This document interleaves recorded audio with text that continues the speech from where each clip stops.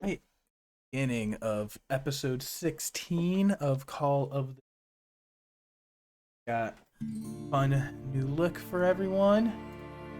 Change this scene over. This is what the party is currently looking at. A picture of a jail cell. But how and why did they get here? Really drag us over.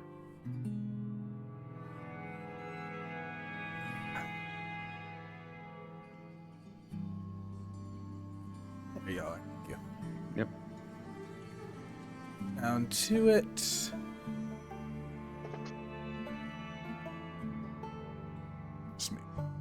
Notes.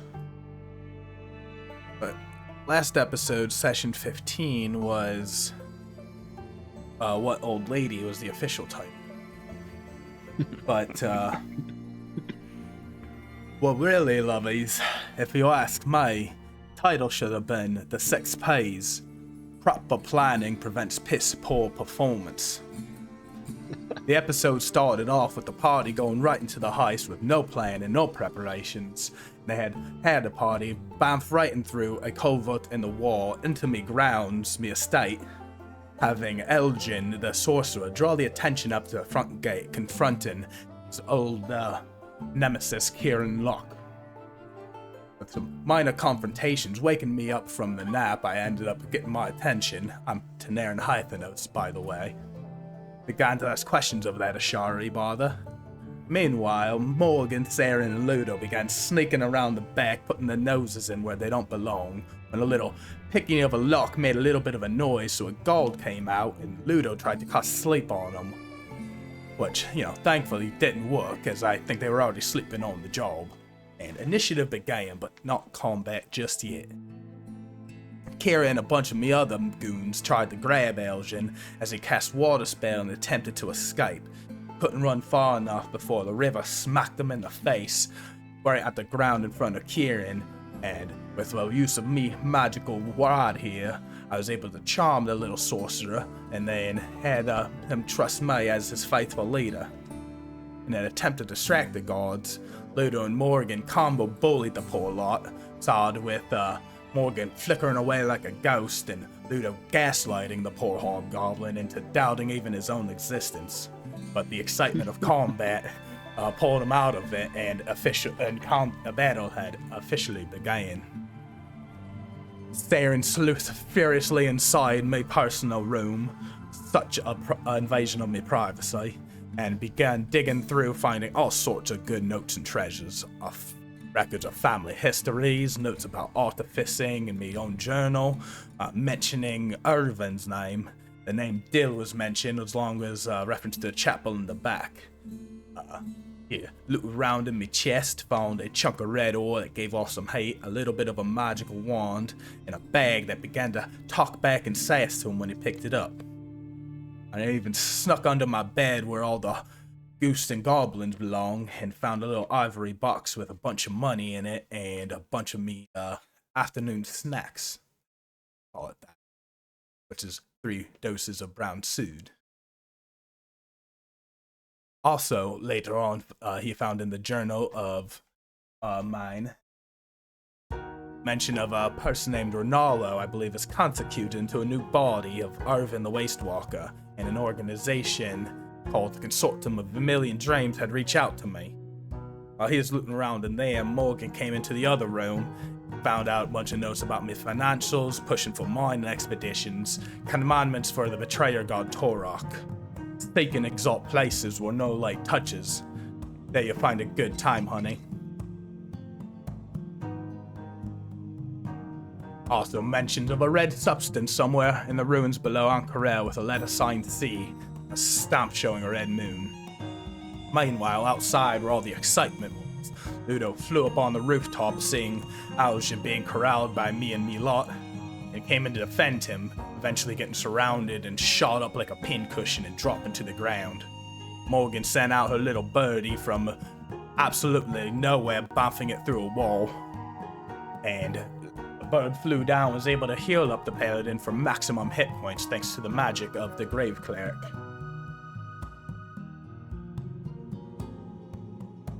I attempted to bring Aljin back into my temple for some questioning, while the Saeryn blessed sorcerer had their strength broken, but eventually they were able to overcome the enchantment of me rod of rulership. And when things looked most dire, the sound of rushing guards had kind of put the fire under my own ass. I then confronted a little satyr in the back, sneaking around the temple, and I stabbed him in the bottom as he tried to leap over the estate walls. And I was managed to break a little seal and teleported away in the nick of time as the Aurora Watch came busting into the grounds, arresting everyone else who could not flee. The session ended there, with everyone in prison, sans Saeryn, somehow leveling up to level 6. And that is where we will begin episode 16, lovies. Hopefully don't see you soon. And that was our special guest recap.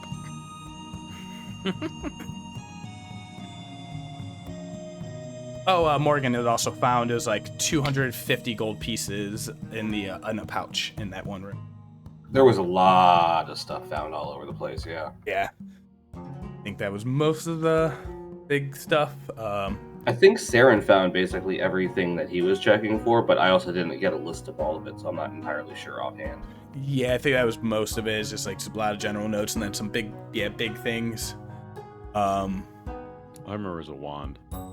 There was a unidentified mysterious wand still. Wave it. See what happens. See what happens. Use it. So I think with that, we begin the session with everyone brought to prison by... No, not everyone. Everyone besides Saeryn, thank you. Three quarters. Not a full party. 3 of the 4 had been brought to the prison. This seemed to be somewhere near the barracks and in like some like underground structure. You know, seems to be like well guarded. You were brought around back where a bunch of the guards were patrolling, brought down these stairs into these dinky, dingy, stone-hewn caverns. Seems well constructed at one point. The age is really hard to determine at a glance. It is still lit by slight flickering light.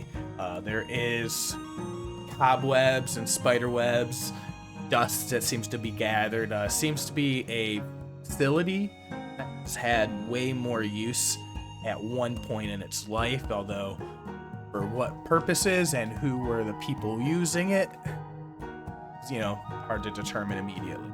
But now at this point, you do see a few guards that wander around, occasionally making their, very regular patrols. Not many intermittent cycles. It seems to be on a fairly well-oiled machine. Varian Tascan had come and set you all aside in your separate cells. You all seem to be on one block together, though, the 3 of you, and it seems that everyone else from the estate had been rounded up and taken to another section of cell. Gels like out around. You hear them march around a couple corners and deeper.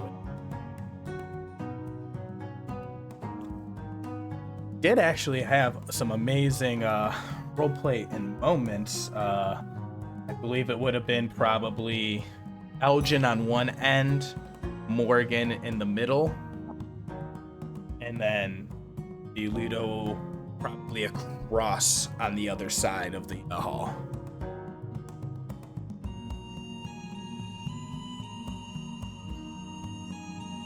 That makes sense? Mm-hmm. Yeah. And like Ludo's kind of be like almost kind of halfway in between them. They're like kind of zigzag across from each other. But there is that moment. I'll let you guys, you can have any of those moments recap, go back over, see how you guys are feeling, doing right now. Did you just want us to roleplay out our little text RP? Yeah. So we do have a little text RP thread that we do for in between games sometimes. But the players, if you want to get catch that up, do that again, or make, however you guys want to do it right now. Or you can just, move on from there, just, I mean, we can sort of do we can do a recant of it. Why not? It'd be sort of fun. Remind me how I've been feeling at the time. Yeah. Yeah, I know. It's kind of nice, like rereading it. I'm like, oh yeah, I did. Yeah. So, Morgan whispers across the cells to anyone in the jail who will listen. So, what are you in for? From next to her, she hears a muffle. It's hard to hear through the sound of a little bit of weeping through it, but Aljin says, almost killed my best friend. Wow, that was real bad. As a breeze comes through a small hole, she can look through and see Aljin in the corner, sort of huddled, sobbing. Morgan whispers through the hole in the wall. Almost only counts in horseshoes and fireballs. In fact, that they're still alive is all that matters. The bond that you share will only strengthen together. That for everyone. Yeah. Aljin gets closer to the hole and just looks through and goes, Grandma? I'm sorry. I know I hurt the Ashari. I had to leave. Morgen? I panicked. I fled. He got me. He went in my mind. What do we do next? Why were we arrested? What? We did what they're asking for, right? Morgan approached the hole between the cells. We were arrested for trespassing. I am glad that we didn't kill anyone, though. I wouldn't feel bad about it if it were to happen. I know now what sort of people the Hythenoses are. Everything will be all right, my little wave rider. I found enough information and kept mostly out of sight because of your bravery. I couldn't have done it without you. We couldn't have done it without you. What would Ludo say? Forgiveness is the first step on the path to redemption. Know this, Wave Rider. You've proven yourself to me and the others time and time again. You helped me complete my work with Mama Zoya. You accompanied Ludo in his pursuit of the Sorrow Swan.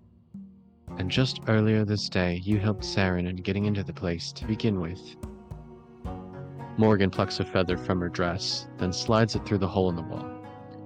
Just leave the next part to me. I promise to always look out for you, Wave Rider. Aljin pulls the feather from the small hole, takes a few steps back. With the light coming through the window, the pure black feather with a hint of purple. A single tear falls down his face.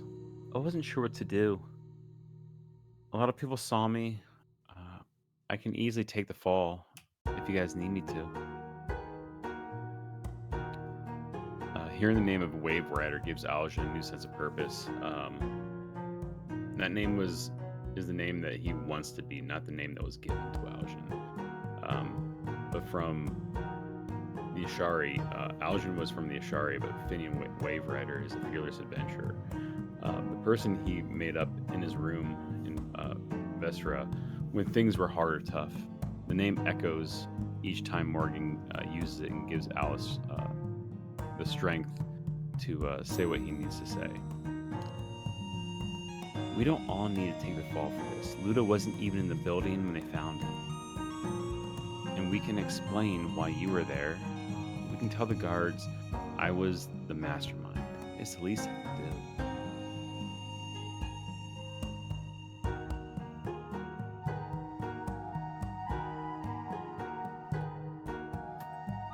I don't think there's any need for us to take the fall for this. What do you say? Ludo, are you around?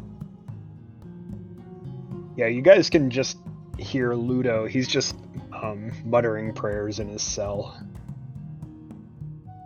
And he doesn't really respond to you when you call out to him. He just continues with his muttered prayers. I think a wave of relief kind of washes over Morgan at this. At least she can hear him. At least she knows he's there. Finian, we will get through this. Of that, I have no doubts.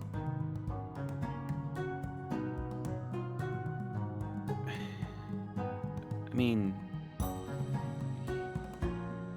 I don't know why he came up like that and just arrested us. I mean, I guess they need to have a reason. It was a big disturbance. We did create a lot of panic, maybe.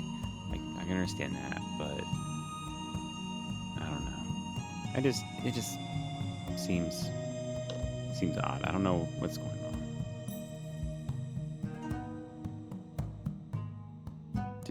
Did you get hurt? I know Ludo got pretty beat up. I watched. It was pretty hard to watch. If I'm being quite honest with you, I was untouched in there. After Ludo helped me elude that guard, I got in and I found some things that I believe will set us free. Hopefully the task hand will take those in consideration. I mean, what about, he gets real quiet when he gets up to, like, when he's about to say this, he'll get up to the hole real close, like, what about Saeryn? Did he get picked up too? I didn't see him at the end there. As I was leaving, I didn't see him. I did split from him inside the estate. I hope he got out as well. Who knows if he found anything, but I know I can at least guarantee our safety. I mean, I guess it's now sort of waiting for them to come get us, or I don't know. All we can do is wait. So you guys can kind of hear the towards the end of Ludo's prayer. He's saying, though we have faltered, I trust in your boundless compassion and mercy, knowing that you will guide us through these trials.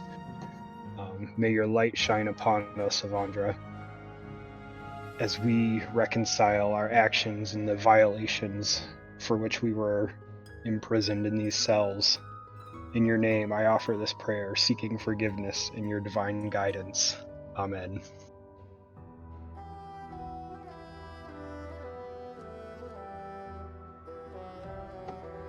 Finn, Morgen, do I hear you two over there? Yeah, we're here. Are you both all right? I mean, minus someone taking over your mind and making you do things you don't want to do. Yeah, I'm great. And I'm doing just fine, Ludo, thanks to you. Thanks to Avandra. To Avandra. Had to get you away, Ludo. There was so much happening. You got really hurt a couple times. I couldn't see it anymore. I didn't want to watch it anymore. I had to break free. I broke free finally of his command. As I knew you would. Amazing. We'll say as you all have that moment and that quick prayer to Avandra as you hear the rattle of keys and the jingle of, the door opening within it, the heavy thud, and footsteps begin to walk down the hall from around the corner. You all wait with bated breath for who that would be. We will cut over to Saeryn, who might also be sending a prayer to Avandra at this point. Can I ask a question above table? It's probably an obvious answer, but our weapons were taken when we were arrested, I would assume. Yeah, pretty much. Yeah, all okay. weapons, armor, anything that would basically probably even count as a spell component. Yeah, it would have been grabbed. we talked about my water skin, but at that point he wouldn't have even fought it. Like if they were taking Yeah. material. Go off ahead, him, give me a straight charisma roll. +5 in the charisma. All of us, or just Not Finn? just me. Yeah, that's Just about for right. Finn for that. They Aljin, would have taken Finn. everything from you. They probably would have taken Ludo, your holy symbol, because that is a spell component for any religious, divine-based magics. Would you have protested against that? Absolutely. Go ahead and make it a straight charisma roll.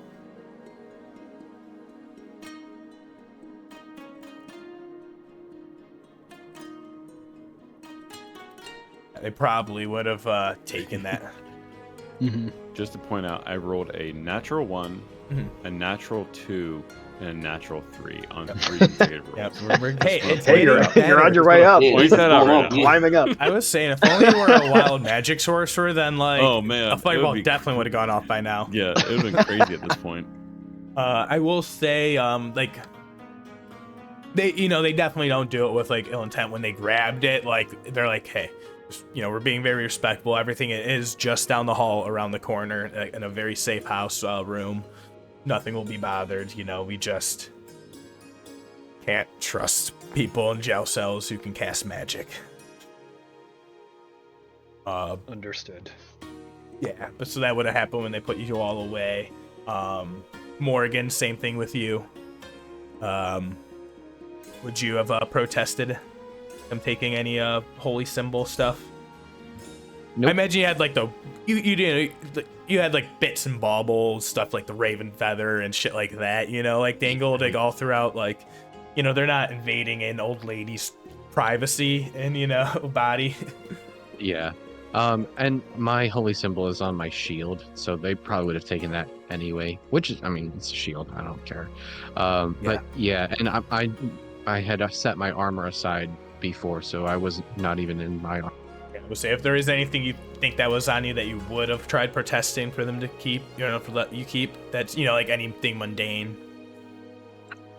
The only thing I can think of is maybe the scrolls and stuff that I found there. I don't know if they would try and take those. They would have said this is evidence. Okay. Yep. Perfect. Yeah. Easy enough, but we go over. What does this scene for Saeryn look like? You're scrambling out of the back of the estate house. There's that small river that runs out the back into there's a small paddock of whatever. There must be some sort of cattle, livestock, whatever equipments and goods that are kept off premises of the estate that feeds in near where the mountain is. But then you definitely see a back road, a dirt path that loops kind of wide around in the underneath the valley of where the mountain runs along the perimeter of the town before it loops back into the city. We'll pull over to the map of Bazzoxan. So it would have been somewhere around here on the map you would have been able to get out. Yeah, click that again. Right here. Oh yeah, Saeryn is going to be hanging close to that mountain, going behind buildings until he can get to a safe alleyway to come out to a main street, and then try to get lost as much as he can into the crowd. Awesome. So you could either make it a stealth roll to either how unseen you're able to get into the crowd, or you can make it as a straight deception or performance of you getting in, blending in with the crowd. Would you believe that my stealth is better than my deception? I know. Not by much, only by 1, but still. Beautiful. God damn. Well. All right. So what is on Saeryn's mind? How are you feeling? What's going through your head with that whole experience that you just had? Well, I'm not even sure. I heard a bunch of stuff happening up front, but I don't think I saw anyone get arrested. Mm-mm. So I think, yeah, Yeah. would I've heard them getting arrested or anything like that? I don't think, because I got out the back entrance and kind of just ran off. Yeah, you definitely heard commotion. Like, you knew, like, guards were coming. Like, I'm pretty sure Saeryn did mention that, like, guards were on their way at, some point. And there might have been a general commotion, but you don't know exactly what happened. Gotcha. I think Saren's first move would just be to head back to the ready rooms at this point. All right, yeah. It's like, that's the location he knows that they all know about. That's where he knows that they can meet up. But yeah, he's gonna try to dip in through some alleyways and try to see if he can get back to the ready room. Awesome, yeah, and I'll say, like, how, like, roundabout? Were you gonna, like, go, like, loop up through the north, loop up through the south, try and cut, like, straight west? This is, like, it's that ultra paranoid moment of, I don't know if anyone's following me. I'm going to keep walking through until... Basically, I think every time I see someone following behind me for longer than a few minutes, I think someone's following me, so I will continually go further and further out of my way. And I think so. I think that stealth roll is like that fair of paranoia. Like, you're like constantly just feel those eyes on you, like when you pop out, and then like you try and scurry and go around the way, and like it just feels like you can never like shake the eyes off of you as you're making your way. Like, that used to happen to me a lot when I used to drive at night. There'd be someone behind me, and then I'd make a turn and they make the same turn, and then I make a turn and make the same turn, and then my brain would just be like, nope, and then I would start going back onto the highway and driving farther down, and then looping back around. So that's a real thing that I do, which is why I don't drive anymore. I think, as you're like making your way and like you go all the way around, you see there's this red-faced human, like very like short cut hair, seems to be like that military style, but he has like a dark, heavy tan, and it's just like definitely more like a darker skin, and they're just like kind of stumbling around, wearing just like plain clothes. They don't seem to be like having like any armor or anything on, or like not even any weapon. And like you realize that they like it's been like 2 loops, and like you realize you've cut back around and they've been like following you again. And they just yell up to you, and they're just like, "You're one of the demons that are gonna come and kill all of us, aren't you?" No, friend. Nothing was the kind. I saw the horns. The You can't trick me. Nah, my friend. No. I'm an overgrown ram. Ram? A wizard cursed me to walk on 2 legs. Wizard? You are a demon. Nah. I'm a good luck charm, but for other people, you don't. I don't have much luck. How about I buy you a drink, bud? I can use drink. Now I'm going to start using this guy as cover. You sound like a demon who tricks me with his words. Go ahead and make a... That's called everyone in this city, my friend. Yeah, make a persuasion check with advantage. 2 nat 1s. 2 nat 1s. Let's do it. Alright. Then he like kind of comes and like sidles up a little closer now, and you see like he has like an empty cup, that like you can smell like the grain alcohol half a block before he gets to you. So I never heard of a lucky demon before. Yeah, well, not very common, are they? Wouldn't be very lucky if you heard about a bunch of demons, I suppose. I mean, and then he like gestures up at the gates, that like loom over the city with that dark, depressing cloud and fog that hangs over it. Oh yeah, it's It's pretty ominous over there. Ominous, yes. That's the word. How do you feel about living under the shadow of it? It fucking sucks. You ever think about moving? Moving where? Oh no, just getting out of town. All the places on this corner. But there's monsters out there. And there's Well, that's why you monsters go in in it. there. That's why you go in like a big caravan. A whole bunch of people all protecting each other from the monsters. Most people don't want me. Oh, come here, bud. Let's go. Let's go find a place to get a drink. And like it's definitely as he approaches, like you beyond the reek of, you know, just the alcohol on him, it is like it's probably been a while since he's had a bath or a sober conversation, or it's like, yeah, like you definitely get that, like it's a wave of gloom, and then he just like looks up at you and he's just like, you know, I've always been a little unlucky. Oh yeah, like what kind of unlucky? Like red moon bad luck.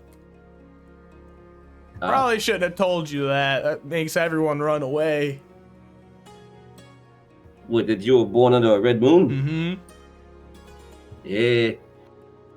You're more experienced, but a lot of people run away just because. So, you know, maybe they aren't all against you because of the red moon thing. Well, that's, you know, it follows you wherever you go. You know, you say something and people find out and then they treat you different. Yeah, well. Comes with being a luck demon as well, you know? I'm not gonna give you my name, by the way. Don't want it. I've read the stories. I'm not gonna do it. You can't trick me, demon. You don't think I can trick you? Nope. Can't. Oh. Can't trick me. How close are we to the ready room at this point? You guys have probably been like wandering like a little bit of ways around, which is probably like you realize the fresh air definitely helps. But yeah, you probably realize it's probably been like, we'll say like a good like 30-40 minutes is like, you know, you try making your way around in like this whole conversation after you've been following you. I will not cast Detect Thoughts at a 3rd level in order to get his name. I will not cast Detect Thoughts at a 3rd level to get his name.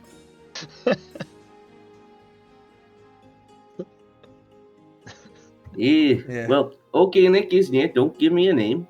Don't need to have it, it's fine. I've heard the stories. Yeah, like what kind of stories you heard about demons taking people's names? Like, you know, the one. It was the guy who died. And then he came back because the stars, or no, the moon cried for him. Yeah, she cried. Yeah, that story. Do I have any idea what the hell he's talking about? Go ahead, just make it a straight just make it a history check. I don't. Here, we're rolling again. Yeah. Well, because that's like you're trying to think of like you're digging through like old book stories, things that you know you would have read in the past, any connection of something like that. And I think with that history, you know, the only connection you can think of the moon would be, you know, Saeryn. You know, like maybe like it was like a warrior blessed by Saeryn or something like that. You talking about someone maybe related to Swanani? To the what? Oh, Saeryn, yeah. Oh, yeah, okay. No, I mispronounced it intentionally. Oh, yeah, that's why I'm like, wait, what? Oh, yeah. It's like, what? Saeryn. Yeah. That one. He was born of the red moon and bad luck, and then he died in the calamity. She brought him back. And then he fought again. And then he died again. Bad luck. Well. Boy, yo, how long have we been walking? It must have been like 3 hours we've been walking around here. I probably need to take a pee. Yeah, that's all right. Come on, let's get. Why don't you? I'll keep watch. You head down this alley, and you can go. You can go pee, or we can go over to the ready room, and I'll vouch for you, and I'll let you pee in there. I am not allowed in there. You're not allowed in there. All right. Well, where do you live? I'll walk you to I the you know can a pee there. place. I know a place they'd let us drink. Okay. It's to talk soft. If you get in, you have to talk soft or speak easy. I heard the pun when you said it. I know. I heard the pun when you said I it. judged you. I know. I judge myself. Yeah, let's go to your little talk soft. Yeah. We can talk soft there. The amount of disdain in his voice at that point. Well, the thing is, the bartender, he carries a big stick. The bartender has a big stick. 2 for 1. Talk softly, but carry a big stick. God. Wait a minute. Let me guess your name. Is it Theodore? You are a demon. Nah, just a good guessing. Let's go over to the talk soft. Fucking Roosevelt bullshit. I don't fucking know. Alright, so you head up to the speakeasy. Let's spare it. Theodore, head to speakeasy. Amazing. In that moment, we will then convert back to going back underground to prison. I know. I realized that was the wrong Roosevelt after I typed it. This is great internet content, guys. All statements on our Everything Discord, no one going in else can Discord read. was offer him a new deal. You know, close enough. Being amazing. All right. Do all of that. The silence is broken underground as someone comes walking up, and you do see it is the task hand. Comes walking in, and he sees all of you like sitting in the cells, and he looks tired and ragged and worn, and just like a face, like, you know, like that face that keeps that mask up like at all times. And he sweeps the room, and he says, like, looks at all of you in the cells. Well, it's quite a mess. We have taken off everyone from the Hypnos estate, isolated them, taken them for questioning. We are going to do the same for you. Have any volunteers? Or who would go first? I would like to go first, if you don't mind. And he says, all right. And then he looks at Ludo and Aljin, and then he says, we'll take you next. And he points at you, Aljin. Mhm. And then he unlocks you and takes you down the hallway, Morgen. You take like a left and on the right, and then you like go through another doorway that it seems to be almost like a small waiting room. There's like a desk in one corner, a bunch of file cabinets that line the other side, and then like a small casual table in the other corner with a few chairs around it, pots for like drinks and stuff like that. And but then you see it's on each door, each side of the room. In the middle of each wall is another door. So going north, west, east, and south. At least you would assume they would probably line up that well, but you see that there's like hallways that split in every direction. And then they take you through that way through one of them, like a whole nother series of cycles, and then it seems to be like a very purposely convoluted, long winding series, and you're realizing this underground structure is way larger than even you had imagined when you first come in. Do you have anything like during the walk? You see, Varen walking beside you, his long white hair. It seems to be like unspilled, like it's not like pulled up in a ponytail or anything. And you see a lot of like the ends at the very loose strands of hair sort of sticking out at the end. It's not as neatly kept as it normally would seem. So and he's like carrying with his helmet and is tucked in his armpit, and he's walking behind you with his long purple cape flowing out behind with the fast, rapid steps in his Aurora Watch armor, the footfalls clattering and echoing throughout the stone hallways. I feel like at this point, Morgen she's a little intimidated by the kind of maze-like, labyrinth down here, or at least in her eyes. It's like, not that she feels like it's absolutely unnecessary, but it's kind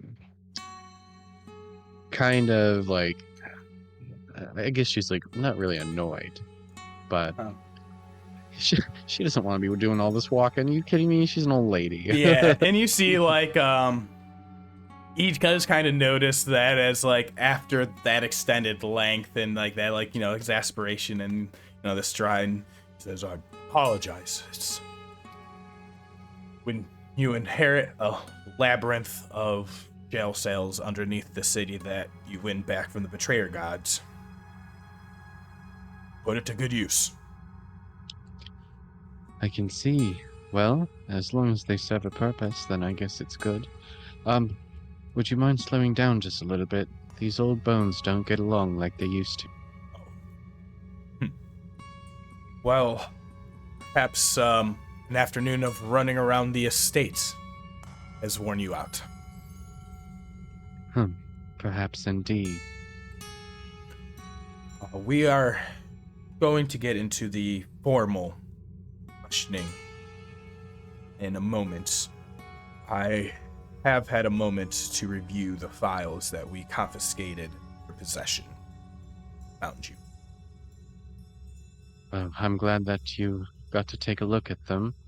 As far as informalities go, I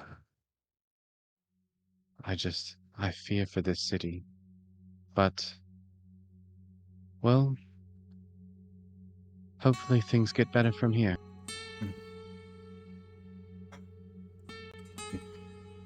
shall see, but fear you stumbled on more than even I had feared when I had sent you. Had my suspicions and some other activity. But here we are, and brings you to like almost like a nondescript door, like and like the never-ending sequence of hallways. Plain wooden, nondescript with like a metal iron bar running across as like a reinforcer, and then it does have one of those like mid viewing ports with like the bars that are going through, so it is a full open, like not windowed or anything. But then he brings you into there.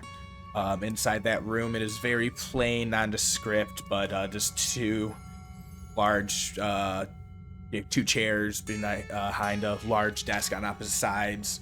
Pretty much just like a one-on-one room with the candles burning in each of the four corners of the room. Probably like 10 by 10 across on each side. He says, this room has been magically abjured. Spellcast focus are powered on it at all times, so all conversations here are able to be able to be listened to in active time as a warning. Very well. Yeah, very, very procedural, and like even like when you walk in, it doesn't feel like, you know, like you can definitely tell like it is very precise magic in here somehow. Are there any other individuals in the room? Is it just us? He says we will be being joined by my colleagues here in a moment, but officially the charges are you and your companions are charged with being trespassed for the Hythenos estate being found on their premises. What can you explain what we found in your possessions?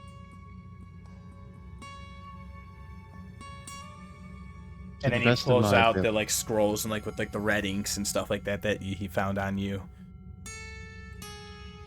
To the best of my ability, these scrolls seem to have detailed some terrible means of worship. I will not lie here for you. They were found in the Hythenos estate, beyond a locked door. Scribbles notes.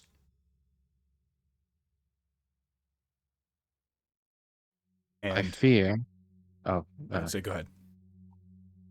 I fear that the contents of these scrolls seem to indicate that the Den Hythenos is, and perhaps have always been, worshippers of Torog, the Crawling King. He's like eyes narrow at that, and he's gonna go ahead and make a nice little insight check, and you make an insight check as well.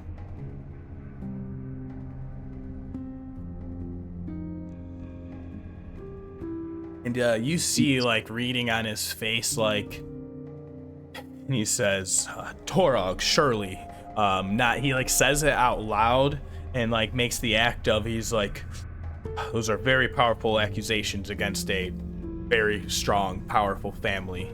And, you know, the Den has large sway between here and the capital city of Rashona. But in like in his eyes, like you can kind of see him just like nodding and like not surprised, and like it's like he's looking down at the papers and like it's a person with like a personal vindication, basically.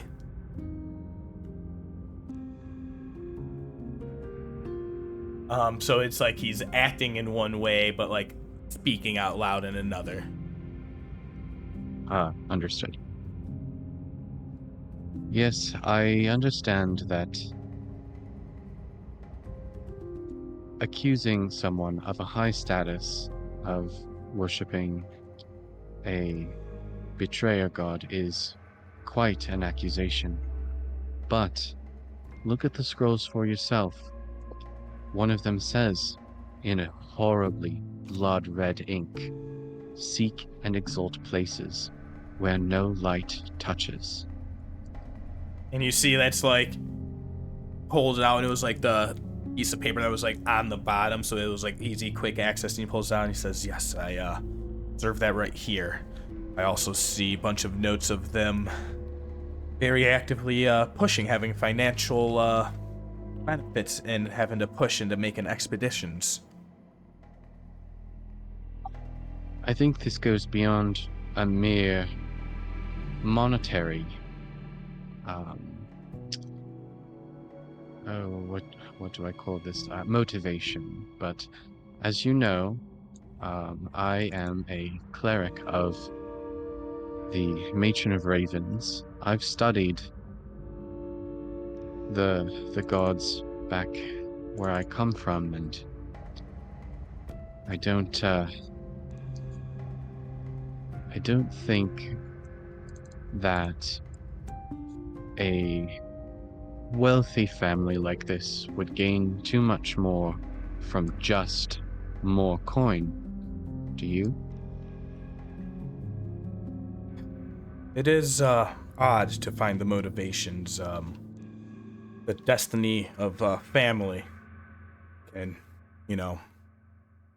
always interfere with one's own paths, and that. And he like almost starts to like lose himself. Like he finds himself like very very easy in, and he like shakes himself off before like kind of going on a tangent. And then he says, "But we will be able to investigate the estate. The temple in the back was completely burned out. There was nothing we could find in there. Roaring flame that was like a candle-lit beacon sending flame and smoke up to the sky, and couldn't even see, it was so bright inside. Anything else from the mentions in that? Because like there was like a few mentions of like temple and stuff like that. There's no other corresponding evidence. But matter remains that you have fully admitted to trespassing onto the estates for whatever investigative purposes. I mean, he like kind of gives you like a look like, don't, like, are you gonna like say it was me that sent you, or like, are you gonna, basically throw it to you?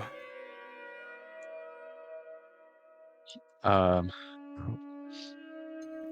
my official record statement is this. I entered the estate under my own free will, and I am appalled at what I found.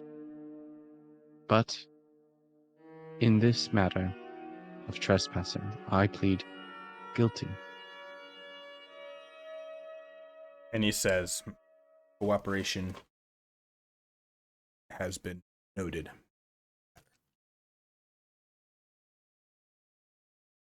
And he says, I think that is all for our official sessions. And then he signs off Varen Thalis task hand, going to get the next prisoner for interrogation. Takes you out of the room, and you see like he's running this very like procedural. That's not. But yeah, how are you feeling with what's what's Morgan's impressions? She does have a respect for the way that he conducted this, because like with her and her like witch like magic, there are procedures to be followed. There are you must do this and then this and then this, and then once you're at the end, you're at the end. So she recognizes that that is exactly what he's doing, and definitely is taking note on the um mismatched like facial expressions and like acting versus the words that have been being said. Like she has a very high passive perception, so she's Mm-hmm. And a part of her too feels good knowing that she didn't lie to him. She did plead guilty, so she's happy with herself in that, and she's willing to take any consequences that come along with that. Excellent. And then yeah, he pretty much takes you through like the winding path back, and you see actually the path back, there's like a series of doors and stuff like that that do seem to go a lot shorter path back. And he like you seem to realize like as you round the thing, like, oh, we're like on the other side and coming around, and this is like a much faster path. And as he sees you notice that, he's like, just in case there was other informalities on the way, extra time for that. He says, what you have found is very troubling indeed. Hands are tied in this matter, but I was hoping you would find something to do with the incident of gates being opened on the day of your arrival. A few of our men had died in the attack from the demons, and something fell off. I was hoping you would find evidence about that. Well, I don't know what else was found there, but I don't know what happened to our other friend, the satyr. And then he says, the satyr was with you? Yes? And he says, it's very good you didn't put that on official record. Oh, absolutely. Well, I appreciate the kind procedures, but perhaps find him and see if he has anything else of note. Men are out searching. There were other ones who got away from the estate, so they're out searching for anyone that was involved. And then, yeah, here we are. And then you guys round the corner, gets back, and just a guy looking very exhausted, just going through all of the books. And he goes and grabs, says, what name have you given him? Who's that? Aljin. What name have you given him? Is it? Oh, so I believe I can't remember if he's introduced. the only name he knows him as at this point would be Finian. Because we met him at the first battle when we first walked in. Yes. And I don't think I taught, and I was not there during. I was shapeshifted as a child. the last conversation. Fair. Outside stealing money from Ludo. Perfect. Awesome. So I think yeah, he only knows him as Finian. So yeah, he was introduced as Finian, and he's like, all right, you, Finian. Although I hear you might have a different alias.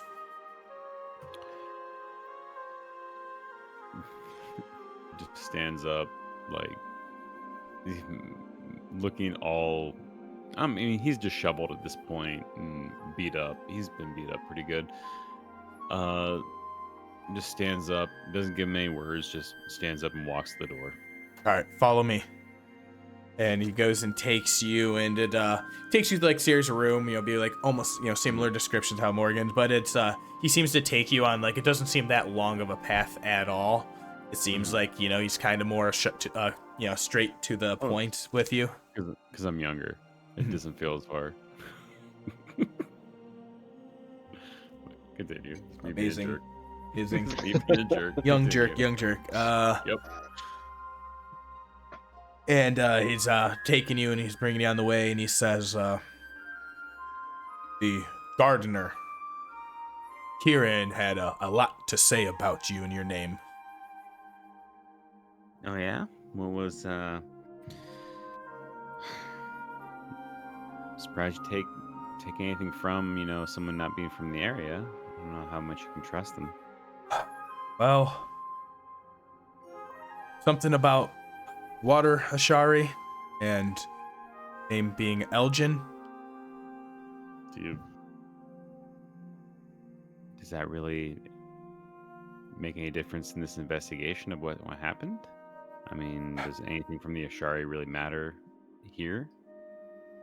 An identity based on a lie is faulty grounds to trust anything you say going forward.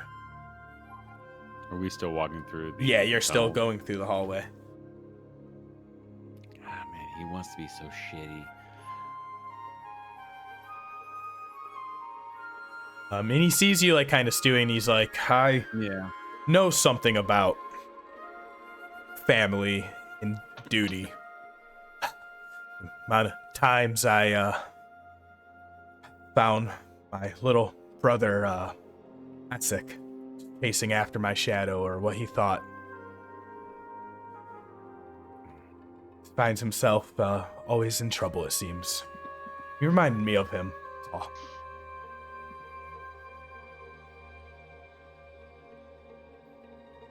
Yeah, my name is not Finian, it's Aljin. I'm from...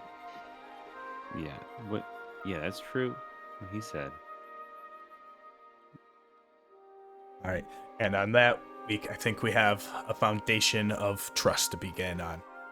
And it is at that moment you begin to hear, and everyone else in the jail cells all the way across, horns and sounds and sirens begin to start blowing out. They seem to be coming from like above ground, like throughout the city. Whatever messaging sort of type of post and, siren situation the city has, like the horns start blowing off, and Baron snaps to attention and he says, "What in the nine gods, what now?" And then he takes and grabs you and starts pulling you away, and you see there's like a row of like another jail cells that it's nearby, and he goes and begins to shove you in one of the cells and lock you away, and he's like, "I'll be back to interrogate you shortly. I have no time. What's wrong? What happened? I don't know what trouble has happened now." And then he basically goes and like some guards come running up, and as he like locks you in the cell, some other Aurora Watch guards, a couple drow come running up, and they're like, Sir, someone has opened up the gates to the Umbra gates. A party has gone into the Betrayer's Rise."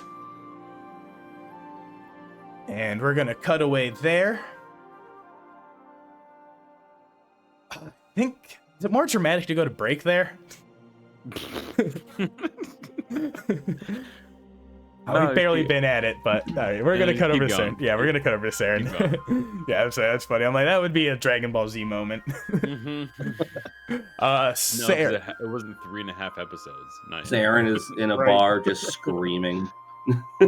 Yeah, so you get taken, you find your way to like pretty much, whatever little Bazazan speakeasy up near the northern side of the city, almost like, looming in the shadow of the mountains. You guys loop your way back around, and you're all just sitting there having some drinks and just having a good time. You're celebrating. You probably, like pouring a little alcohol on your wound in the leg.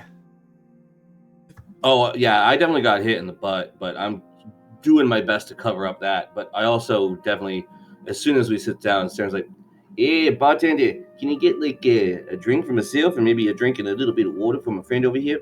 We've been hitting it up for the last several hours."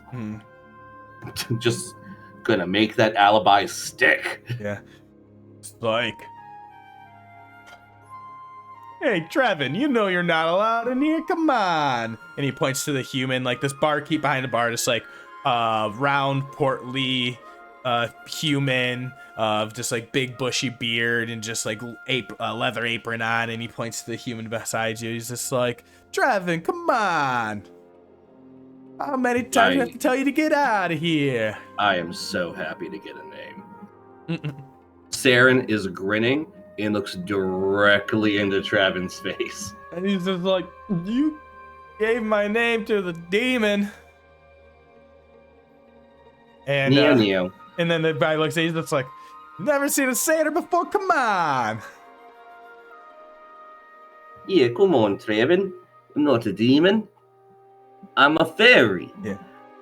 He says, and then Trevin says, he looks up, he says, "Well, if you're not a demon," here, so I'll pull you back over to this and a little bit of more mirth and merriment here, actually. Oh, so more of this. A little bit of fun, and then he says, "Well, if you're not a demon, then what's that?" And he points up to the board.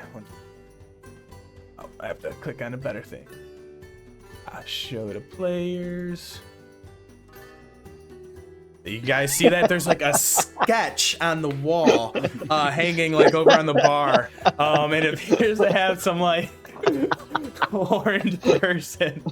Oh my god, That's literally what Saeryn did, not like, well, I mean, didn't do because he's been drinking for the last 3 hours and definitely did not jump over a wall and get stabbed in the ass. And you see, like, underneath it is scrawled, like, and it just says, like, wanted, contact, you know, like a wanted figure or seen around town, but you're able to see it like thieves' cant on it, like saying like gold reward for information about this figure. Did word get around that fast? Can I tell? Is there any information on the post about how long it's been up? Go ahead, give it an investigation. 'Cause yeah, I think he points it out, and you're like, all right, what the fuck is that? And you go and get up and look at it. Yeah, because that's a little like on the nose. Yeah, it's just like leaping menace seen around town, harassing nobles, information, or you know, like it's like one of those like pulp images that get spread around, you know, but like you can definitely tell by the thieves' cant that there is like award like information. Please like come to you know what would be the myriad or presence in town for you know, reports and stuff like that. And with that investigation, you see like, yeah, this probably up for us, and like I mean it's not even, yeah, like can't be over an hour old obviously, but like it's everything else that's hanging on the wall has that layer of like dust and film and, you know, like stuff on it that you can tell. And when you lift like the page, there's no like the lines of something that's been hanging there for a while on a wall. Like those are completely like those don't exist there yet. What in the world? Yeah, and the barkeep looks behind the bar, he notices, looks over, he's like, oh yeah, someone came in over you know, last like half hour or so, post that up.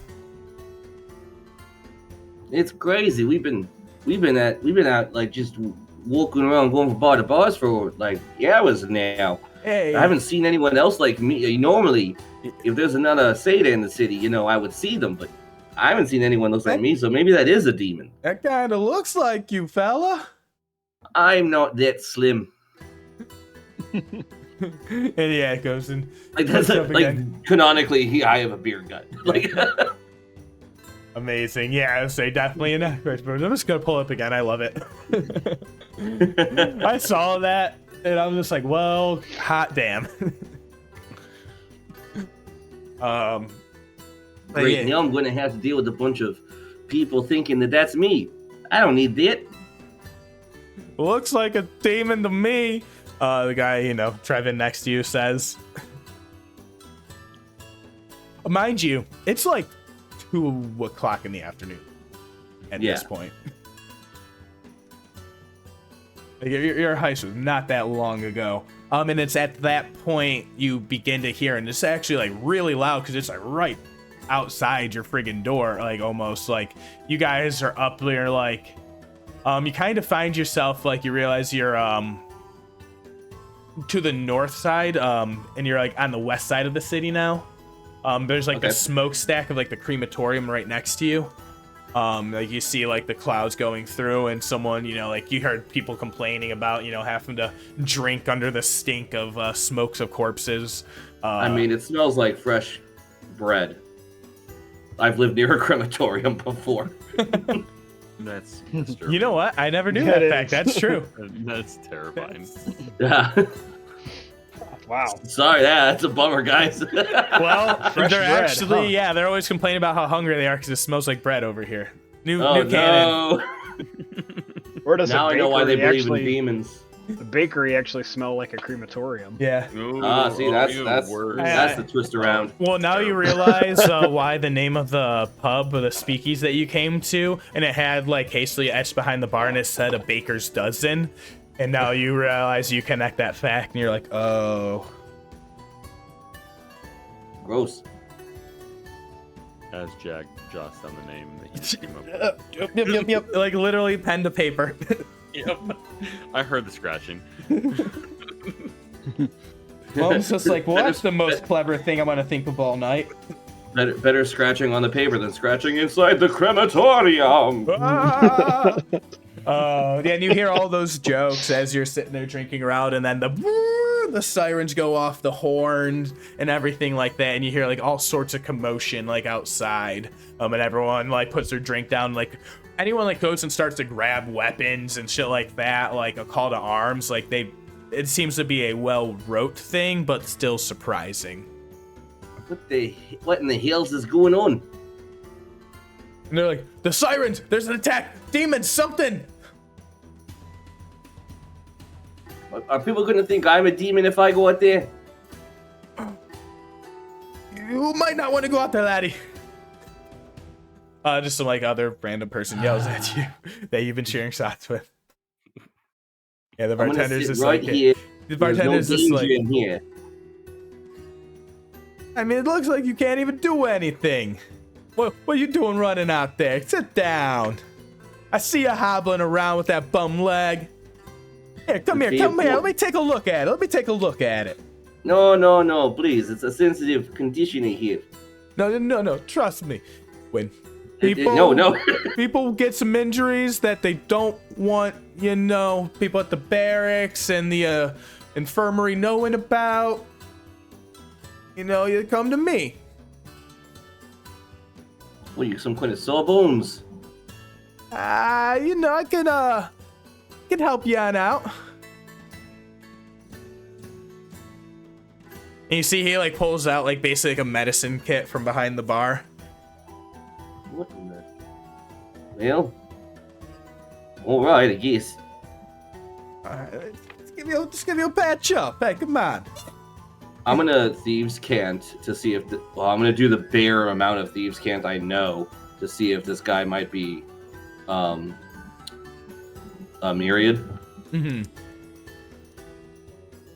I'll go ahead and make a persuasion check.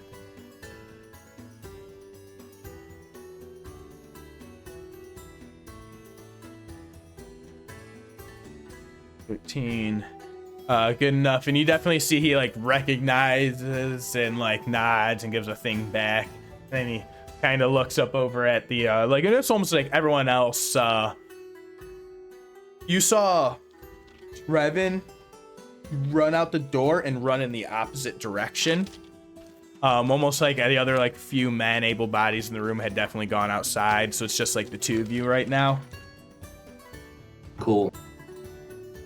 And he kind of recognizes back and he nods up to that sign and he says, oh, it is a pretty striking resemblance. You might notice that the guy in the sign doesn't have a bum leg right now. True that. All I know is, say for the beers and the services, 20 gold. And I didn't hear nothing, I ain't seen nothing. Ah, shit. I'm literally broke. Like, I have 0. Let me see if there's any gold, silver. You got 1,000 gold and platinum. Oh, did I pick that up? Oh, jeepers. Yeah, you picked that box up. So he's asking for how much? 20 gold. I put down 2 platinum. All right. He says, all right, it might sting a little.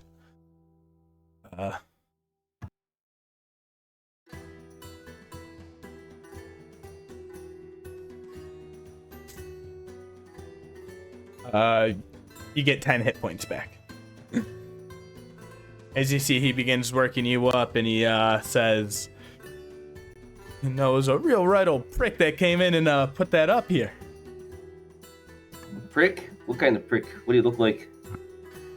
Fancy. Stink of flowers and noble and important. Drow, white hair. Wait, does that's the guy. Yeah. This is Matt. That's Tanarin. It sounds like the Hythenos guy. Yeah, exactly. Well, drow white hair, but yeah. I mean, it's about half the city. Yeah. The guy with hair. Guy with hair. Smells fancy. No one likes He that. look like a man.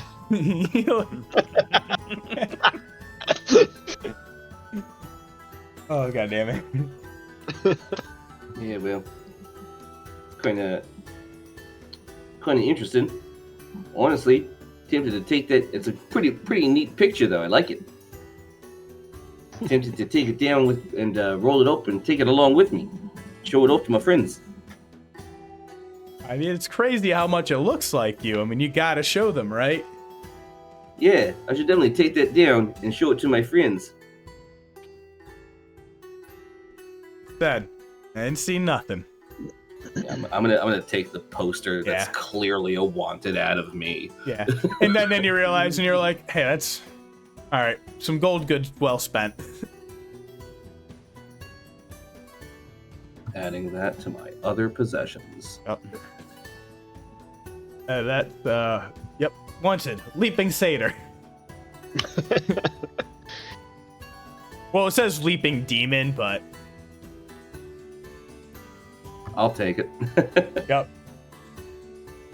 Amazing. And that's, you see there's heard all sorts of commotion. Eventually, people, they come back in after a few moments, and they're just like...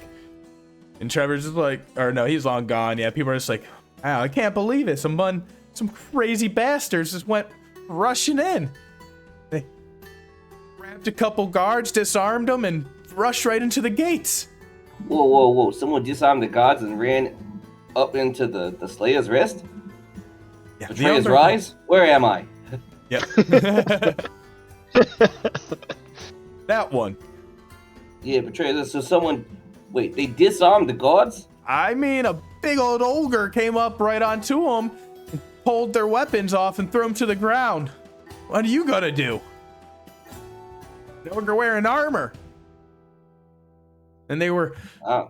And they said this little goblin cast a spell on them, and they kneeled down and surrendered. And then the rest ran into the gates.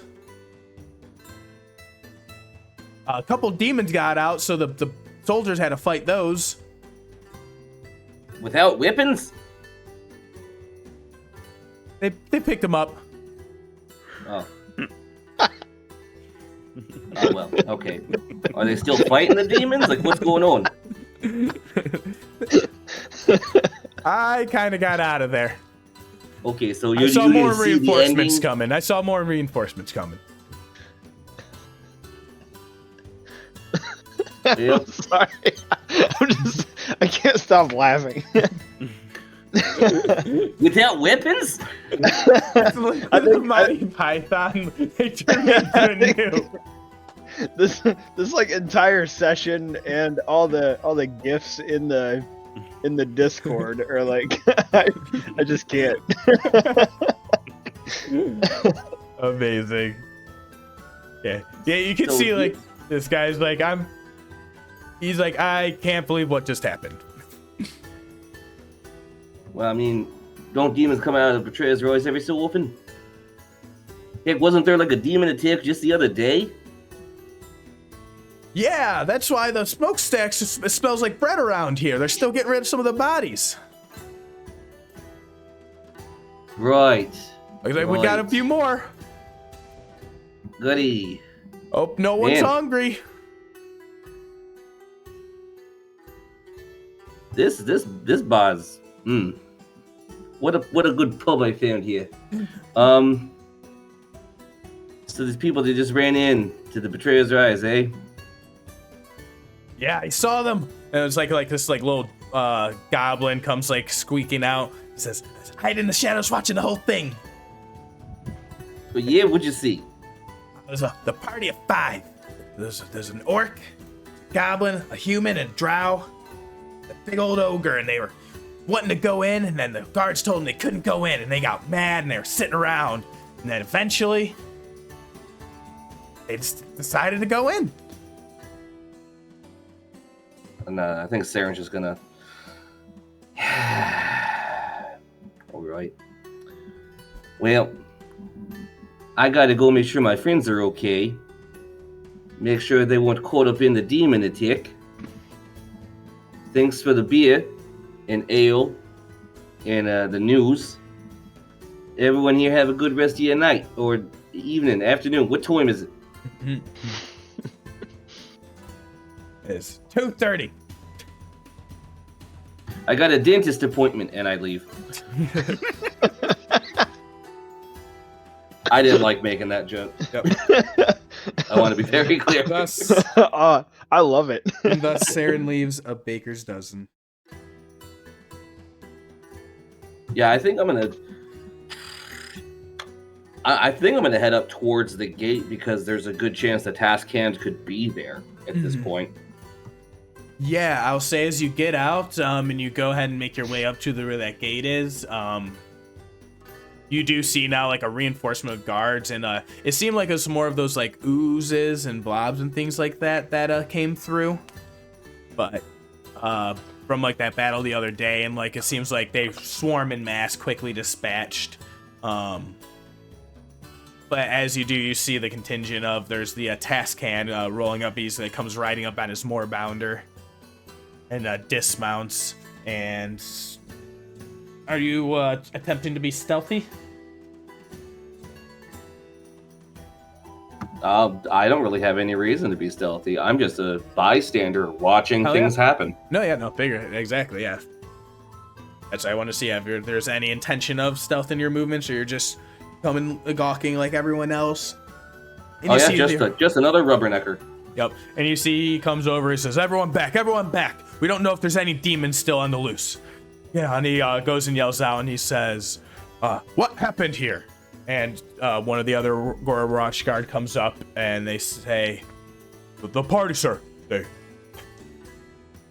ogre, they eventually disarmed us. The orc and goblin were very vocal about not being allowed in, about having to wait. And as soon as some of us got pulled away to follow you to the estate, seems they sensed a moment of weakness and opportunity to force their way into the rise. But sir, we watched them. They went across the bridge. They resisted the mist, and they opened the doors, the Umbra gates themselves. And Baron says, what? The doors haven't been opened up in the entire history of Bazazan. That we've had control of it. And the other guard says, they crossed the bridge. They're orc. She produced some sort of jewel and held it aloft, and it glue, and the doors responded and opened up before them and then closed after them. I think you mean it glowed. What? And then Baron looks over and sees you standing there now, and like immediately clocks you.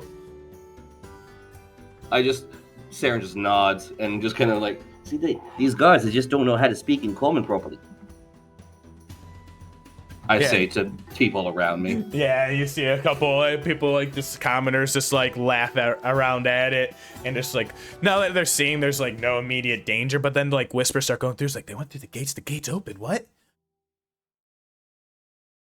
And it definitely seems like a ripple of shock is going through the vat. And then Varen says, like, you just see him like grab both of his like temples and rub his head, and it's just like you can just see the mountain of like paperwork land on the man's shoulders, and just like weight and worry of considerations and implications of whatever just happened. And he says, okay, well, clear the area out. We still have more interrogations to do. Went in the doors. What's happening? And you see, like, Tess kind of starts taking command of the situation. Anything else you're wanting to do?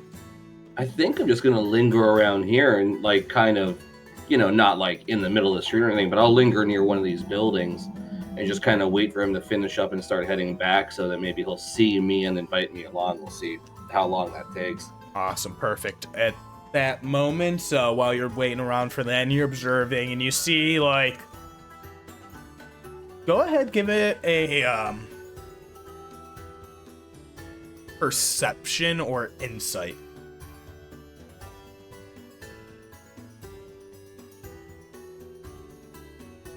I'm gonna do insight because they're the same regardless, but I think insight's more interesting. Yeah, I would say, because, like, it'd be like if you're, like, trying to, like, read and look at the people in this moment, or, like, you want to, like, observe things that are happening, basically. I'm too busy looking at my little pamphlet thing, my little poster that I've got. I'm like, hey, look at this. They drew me real slim. And they put me in real high boots.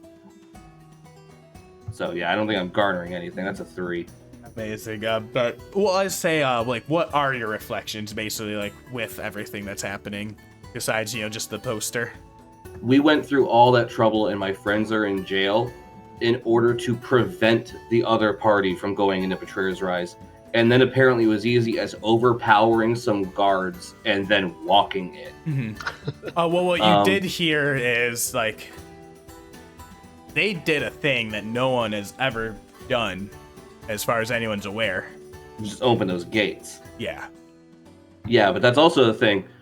I didn't know that they could do that, and at the same time, I'm not surprised that they could do that. That's the way this kind of stuff goes. Like Saeryn's like, of course they have to do it that way. Why else would they be here? Of course they were going to be able to get in. Yeah, and I think it's you reflecting on that insight is, like, they pulled out some jewel or amulet that glowed, or, you know. Which I'm pretty sure I know what that is, too. Yes. But I think that's exactly that reflection is what's catching your attention, and then you look back at the image of that likeness of you and just shake your head. It's just like, it's not even that close. Seriously, it does look like a demon. Fume, cutting right back, and back at the moment of when the sirens went off, it would have been Morgen and Ludo back at the cells together. I know we're doing a lot of jumping. Try to keep it dynamic.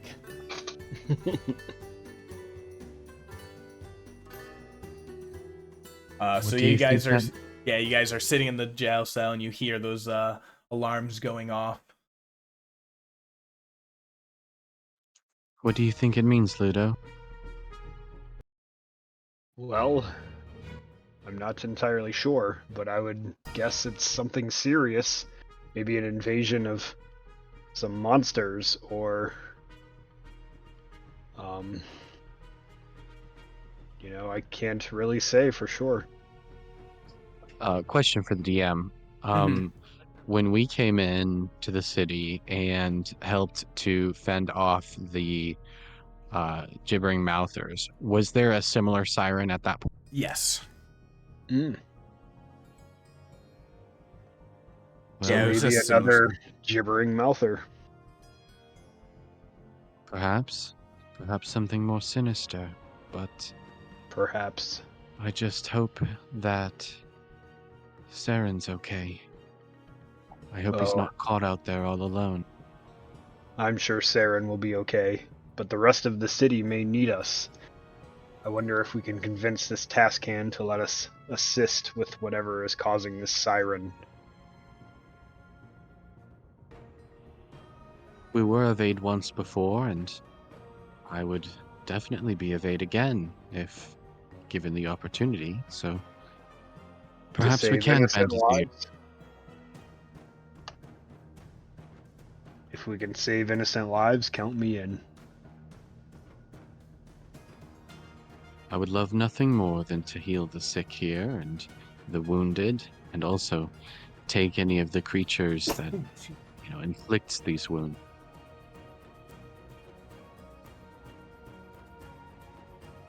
And I think it is both of you do have that full on faith religious, connection that wants in divine nature of that powers you to begin with. And I think you both are instinctually drawn to those same tendencies in each other.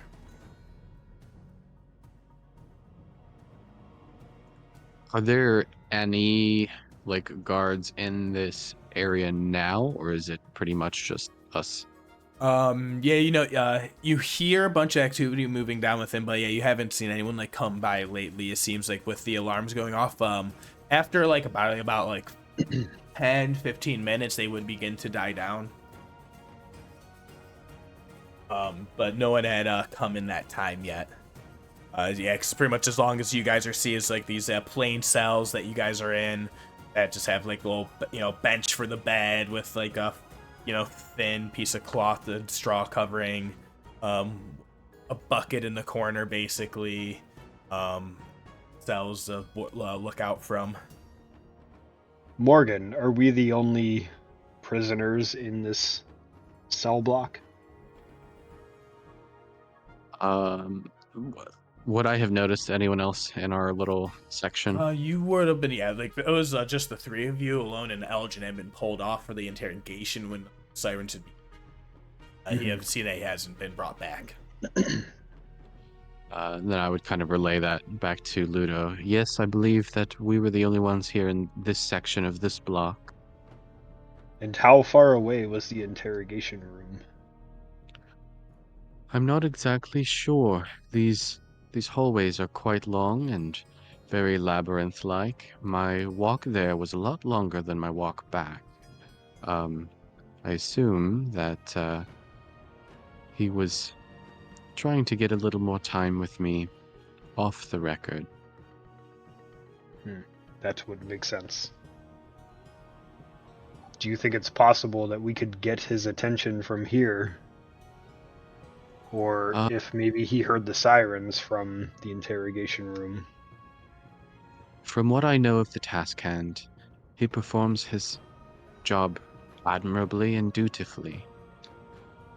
He does seem a bit tired, but I know if there is a summons for someone in his position, he would go to it and answer that call.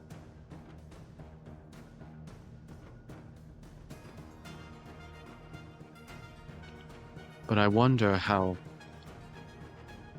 Aljin is. He should be with the task hand, so perhaps he did stay. I don't know what takes priority here. I will say in that moment, we flash over to Aljin as you got shoved in the cell and the task hand went running away. As you kind of like maybe glance around and look around your surroundings, you hear just a slight I can smell the brine on you from here, boy. And you hear Kieran lock in the cell next to you. Ah, damn it. And that's where we'll go to break. Yeah, there you go. That's a good. That's a good. That's the good one. That's the one. Ah, damn it. All right. Fuck. I mean, I think this is the speed this episode needed to be after last episode. Well, yeah, it's a lot of jumping, but I mean, half the reason I was like, all right, I kind of have to use the restroom, so I'm gonna be right back when you're interrogating Morgen, because I don't want to hear what Morgen said. That was half the reason I'm leaving. I don't want to know what Morgen said to him. Fair. Love that. I'm leaving. So yeah. I'm hang out with my boy for a couple minutes. I'm like, hey, what are you doing? Watching TV? Cool. I definitely had meant to originally intentions to pull everyone aside for the interrogations, but I'm just that's just not. But no. We haven't played together in weeks. Let's all. That's fun. It's fun because I didn't want to hear. Right when you started interrogating, I'm like, I have to use the restroom. Be right back. And then I came in, and you're leaving. I'm like, perfect. I have no clue what Morgen said. I love it. That's cool. I love that. Yeah, well, we will be right back. For fun on this one, let's just one more time because it made me so happy. Let's leave that up and hit the music. That one was a love letter to Facemess. Get the fun music. Get back. I'll have to get a splash screen up for this eventually. There you go. Alright, be right back.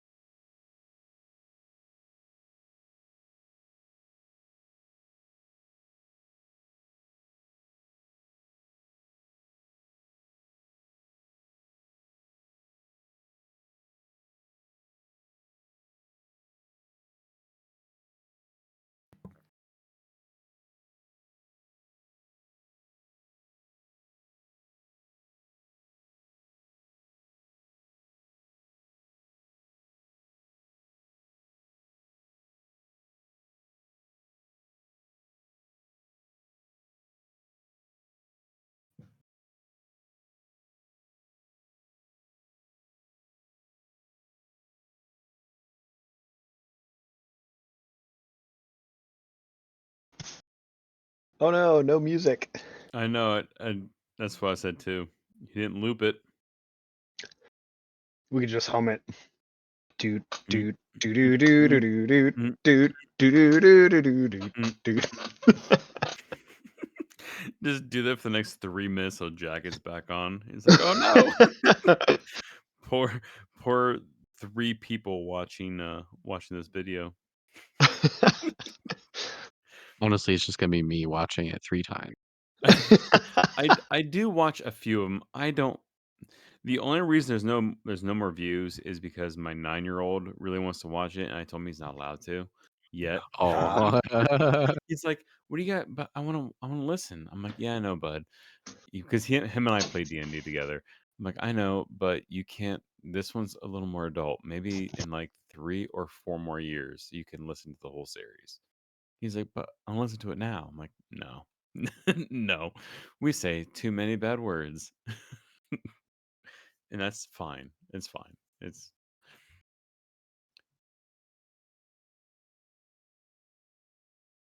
What key do you guys think that's in? I have no damn clue, man. That's pretty close. That's pretty close. Maybe a little lower. I think it's lower.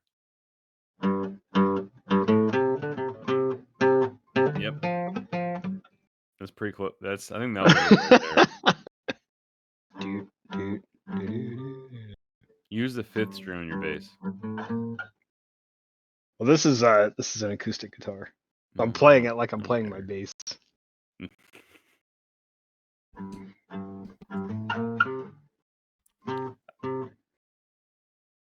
Yeah, what's that mid note there? Jack, play the music so they can copy it. Oh. I didn't realize it was looping. No,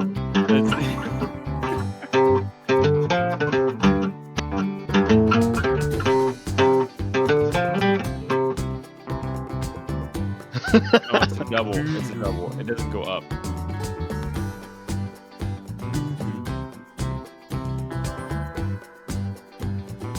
Do love this song.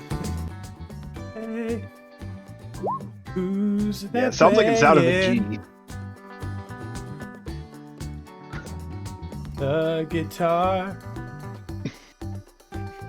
It sounds like it's out of G, but I'm terrible at figuring Yeah, things out by ear. he asked me. I'm like, I don't know. I don't know. No, I'm sad I left everyone, and it does sound like G though. Yeah, it's like that low right there. Yep. Sounds like a root. Yeah, no, we'll let it get one more time. How's everyone doing so far? Was not sure how this game was, gonna be going exactly. I'm Doing good. well. This is Okay. fun. Saren's out in the real world drinking beer. He's like, I'm good.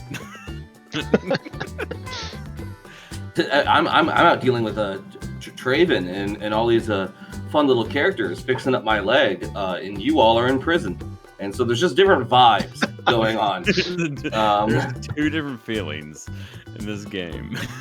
I'm tearing down wanted posters of myself that have somehow already gone up. So that's just good for me. It's kind of impressive that those posters went up That already. quick. That was very Honestly, the guy must have very fast. drew it real fast. Because again, I don't think it looks. The other guys, the bartender was like, "It looks a lot like you." And I was like, "Yeah, I'm not that slim, and also I don't wear boots like this." But it's like, oh damn, everything else, damn. Which I will say, you have the thought like, oh, an artificer, probably good at drafting. Yeah, fair. Yeah. That was my thought going into it. I'm like, you know what, he would be good at this. It was probably magically done by his, robot he created. Dottie, take notes. Creature with horns jumps over a wall. Go. Warforged generated art. Yep. Yep. Warforged generated. Oh no, art, yep. Aormaton generated art. Duh. Oh, there you go. That's a good one. You can't trust those. I'm telling you Very, very hot debate in the Exandrian council. The Teldori council had a they were in recess and council for weeks about it. And eventually one of the members in a rage smashed through 3 desks, and one of the others had their bear attack one of the opposing members in support of it. All I know is that no automaton is going to be able to transcribe spells. So my job is safe. All right, so we cut back here to actually. You know what happened? What was the last thing we did? I think it was over at Saeryn, right? Yeah, something like that. There's definitely too jolly of music for that. Let's do this one. And you see in the jail cell across from you is Kieran Locke. Red hair, wily shocked, and you see pretty much everything taken away from him, but his like robe, stained and dirtied with like the gardening and wine stains, is like sitting like wide open, like the sash like around the mid had been like taken. They had like all sorts of like pouches, and you assume spell components and druidic whatevers. Mm-hmm. He says, "So they decided to put us together for a little bit of more torture, huh?"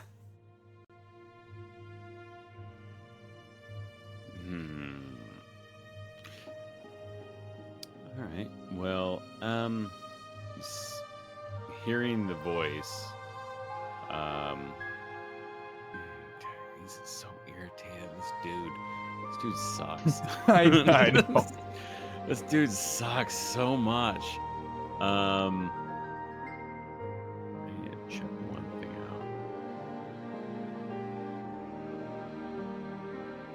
out. I just want to check one thing on what this. He's like, I can see him. He's like in the same cell, or he's in. He's across the hall in the different cell from you. Oh, cool. So it's probably like 10 feet apart. Yeah. Cool. As a bonus action, I'm going to use 3 font of magic I'm going to use font of magic to use 3 sorcery points, convert a level 2 spell. Dope. In hearing him, I'm I can see him. I'm gonna vortex warp him just because I'm so freaking irritated. I'm vortexing because it's verbal and somatic, so it doesn't need no components. I'm vortex warping him right into myself. Awesome. He needs to make a con save. All right. Oh. 16.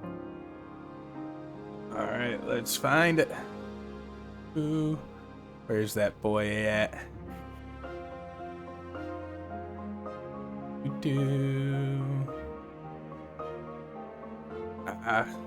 This is a good use of my magic. Why not? I love it. All right. I wasn't expecting this. I was expecting him to be gone, and he's not gone, and it makes me mad. All right, so 16 con. Let's get it right up here.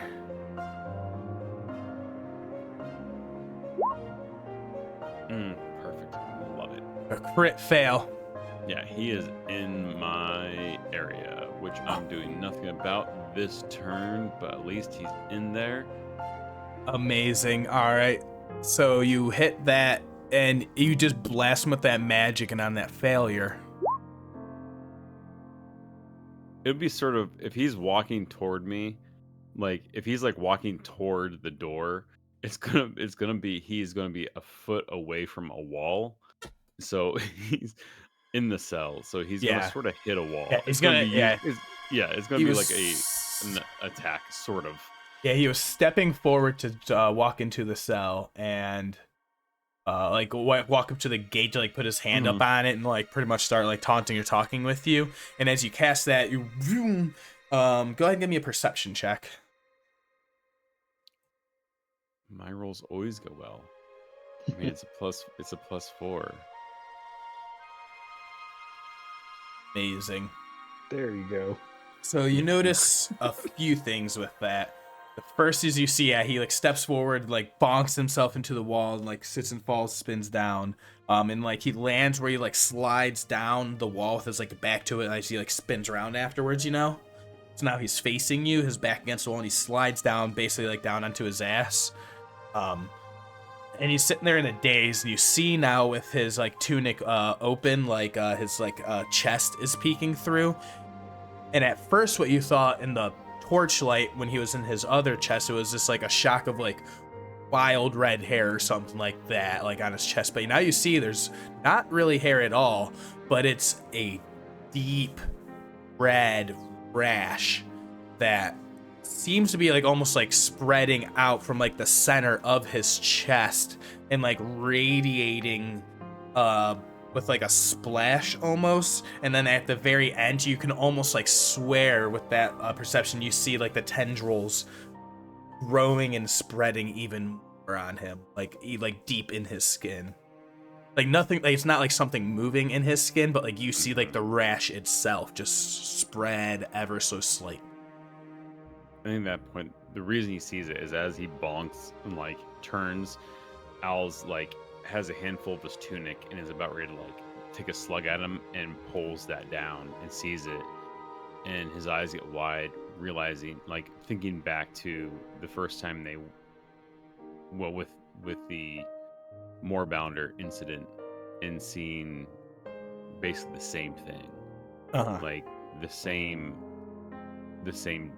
what he considered as a disease at this point across him, and like about ready to punch him, he just stops and looks at him and goes, "What? How did you?"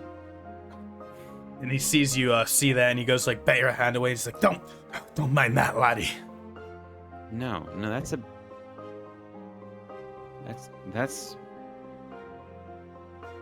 gonna make you go crazy.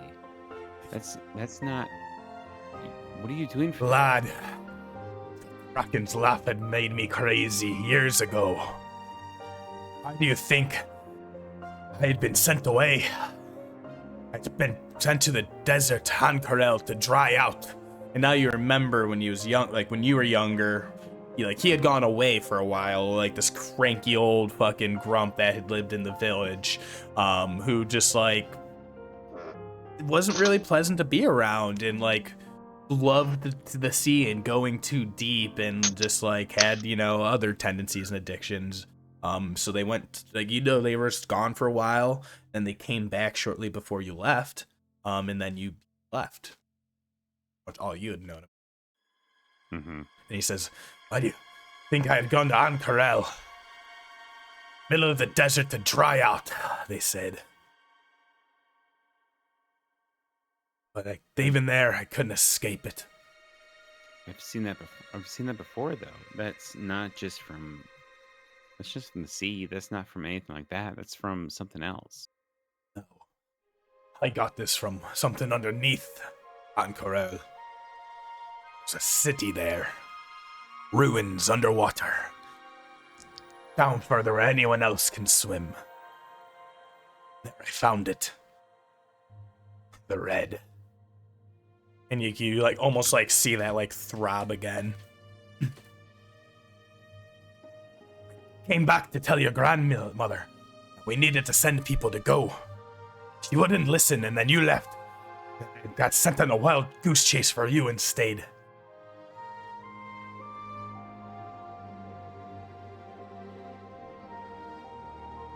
Go ahead, give me an insight check. Mm-hmm. Yeah, that's what I'm good at. Oh, damn it. Rolling on like ridiculously thing. Like, I mean, no, hey, love it, because you are looking into the eyes of someone who is crazy. Like, but like not like everything they're saying is true. Not even to the point of like I mean, obviously they're saying with conviction that they believe to be true. And that's the best that you can tell and determine. but like everything he's saying is light and tangible. You can just like tell behind his eye, like there's just like a hard edge and just like a red haze at the very back of, like you could swear you see it like behind his eyes.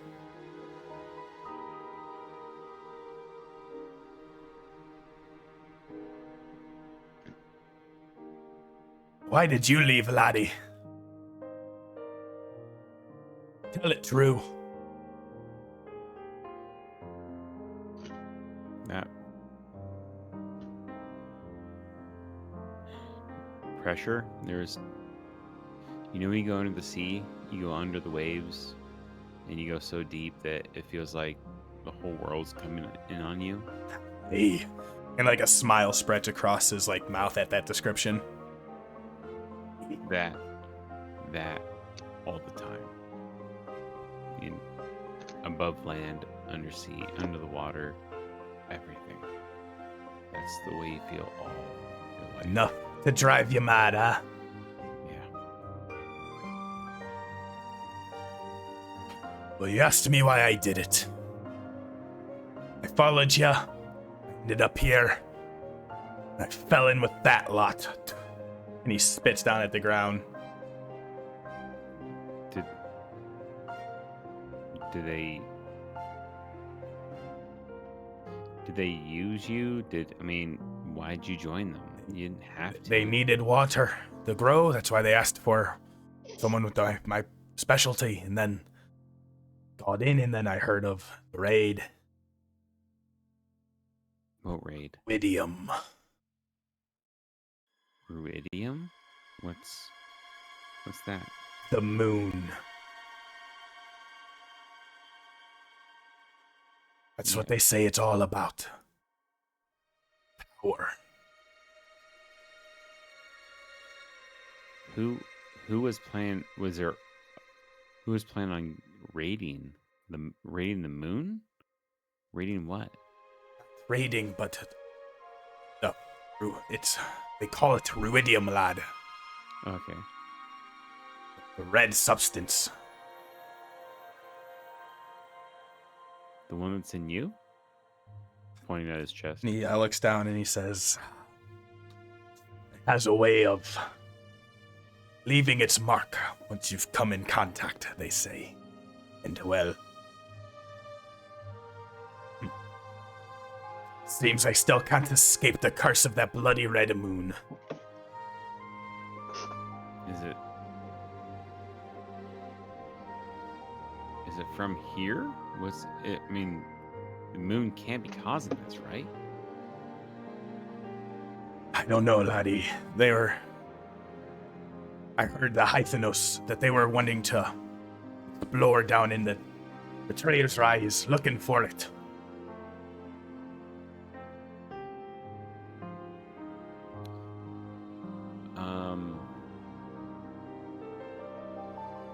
I'm gonna ask a question. I know it's a very weird reach, but he brought up, it's sort of extraterrestrial. It's a moon-ish thing. Hmm. Can I make like being this close in contact with this substance? Can I make either an Arcana, or can I get one extra third level slot since level up? Can I, or it's at will, can I feel anything? I have that planetar mending ability that you gave me. Can I use something to try to access that to see if there is a planar issue here? Yes. Okay. To do that, you would definitely need to summon your magic.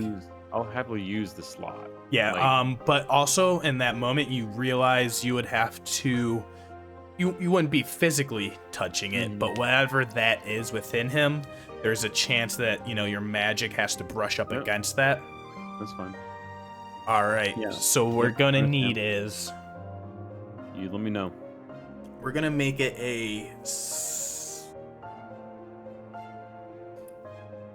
make it a straight charisma saving throw. Okay. That's cool. 16. Rolled an 8. Man, when I don't need it, I get a 19. When I do need it, I get an 8. 16 still. Yep. So you go to reach out with your magic. You're touching with that like planar mending magic, and you feel definitely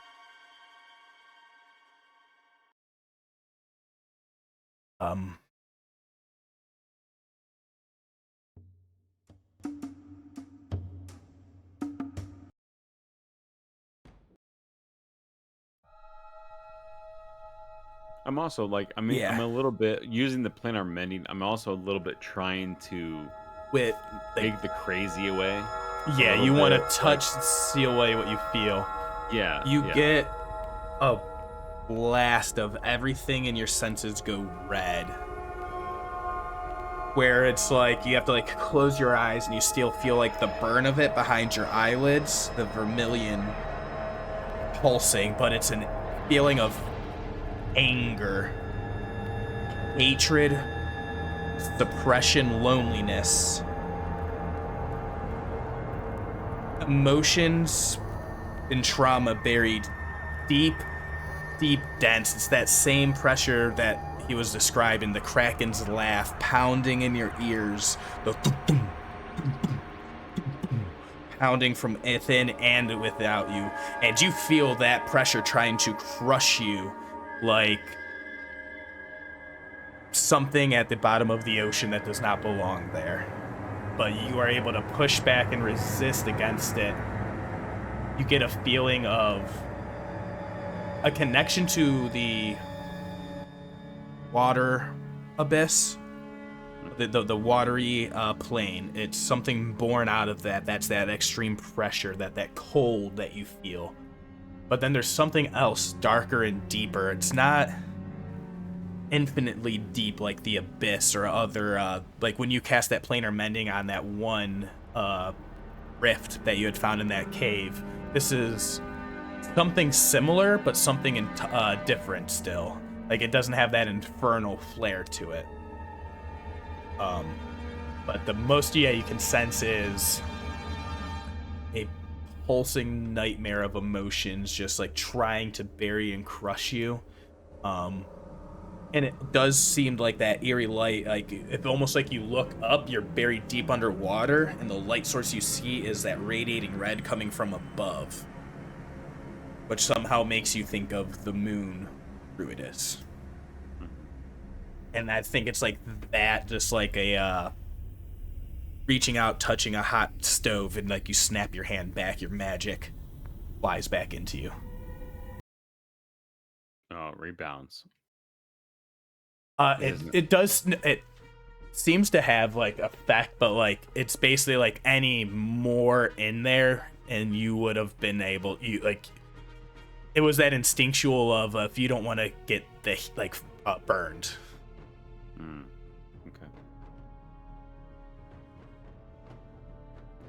Okay. But you see, go ahead. Initial contact was trying to shut off that valve essentially. Like he sees it trying to turn that off. Yeah. So basically you look and see what was like a full-blown spigot. Imagine like you go and turn a handle for like a millisecond. Like you definitely get a good portion of the way it's not open full blast anymore. But like if that's been a burning hot faucet that's been left open for years and it is red hot to the touch, like, that amount of time of a twist is it all that you managed there, unless you wanted to push further. Yeah, I'm gonna push a little further. Give me one more charisma saving throw. Yeah. This is no spell slot. 11. All right, if you have full intentions, you want to close that spigot within him. there is a chance that there's going to be some residue left on you. I mean, seeing what happened earlier, remembering that Moorbounder that like went absolutely crazy, and I mean, this dude sucks, but but like now, like talking to him and understanding a little bit about it, like it might not have been him. He's going to at least attempt it at least once. So if he feels it a little bit and he tries to make the attempt, he's making the attempt a little further. So yeah, he's gonna try to like shut it down if he can. Awesome.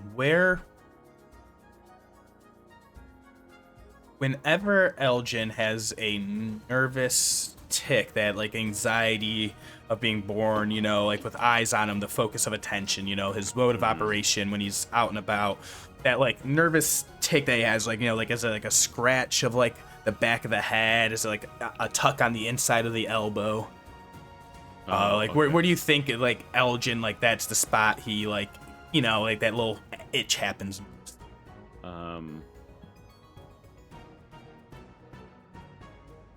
It would be like, so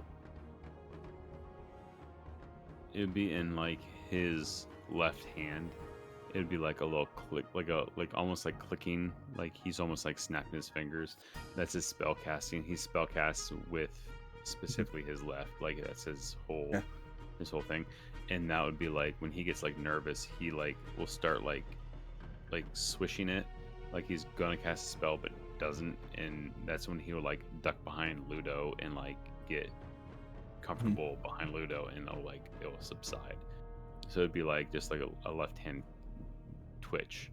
Awesome. Yeah, and like you kind of like have that feeling there, and like I think almost absent-mindedly go to like actually scratch at it with like your other hand. When you look down on that spot, like we'll call it like just like a little dot between like the web of your fingers, between your thumb and your pointer, and there's just a little bit, or it'd be first and middle. First and middle, yeah. Yeah. So I'm actually doing it, and it would be like where my twitch is. Yeah. Awesome. No. So exactly that spot is a little red dot of like a rash. Okay. And like you feel that, like that lingering grief, sorrow, anger, hatred, rage, depression. Like it just leaves that like lingering scar on you, and now there is an actual like physical spot.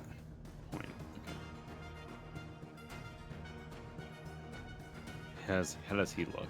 And you see on him that scar is like pretty much gone down drastically, and it is almost like a full lot, like it is severely reduced, and he's looking at you with like eyes of just like, buddy, what have you done to me?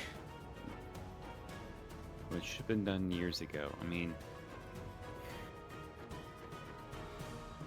what's done for one of the tribe is done for all, so we need something. Just needs to be done. I mean, you are part of the Ashari. It needs to be full health. I mean, I don't know what the guy that you just worked for did to you, but nothing else. He's bad news, laddie. No, I mean, I think it's okay right now. We need to get you out of this city. No, I need to get my friends, and we need to figure out what's going on. Hi.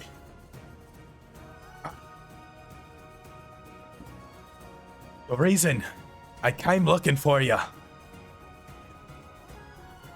Grandmother's not doing well. Doesn't have long. That's why she's needed you there.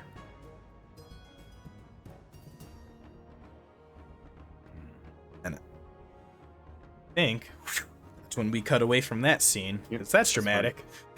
Yep. All right, fuck yeah. So we're going to go back to Ludo, or Saeryn, as you were watching all that stuff, and you see the task hand mouse starting to make his way back through the city.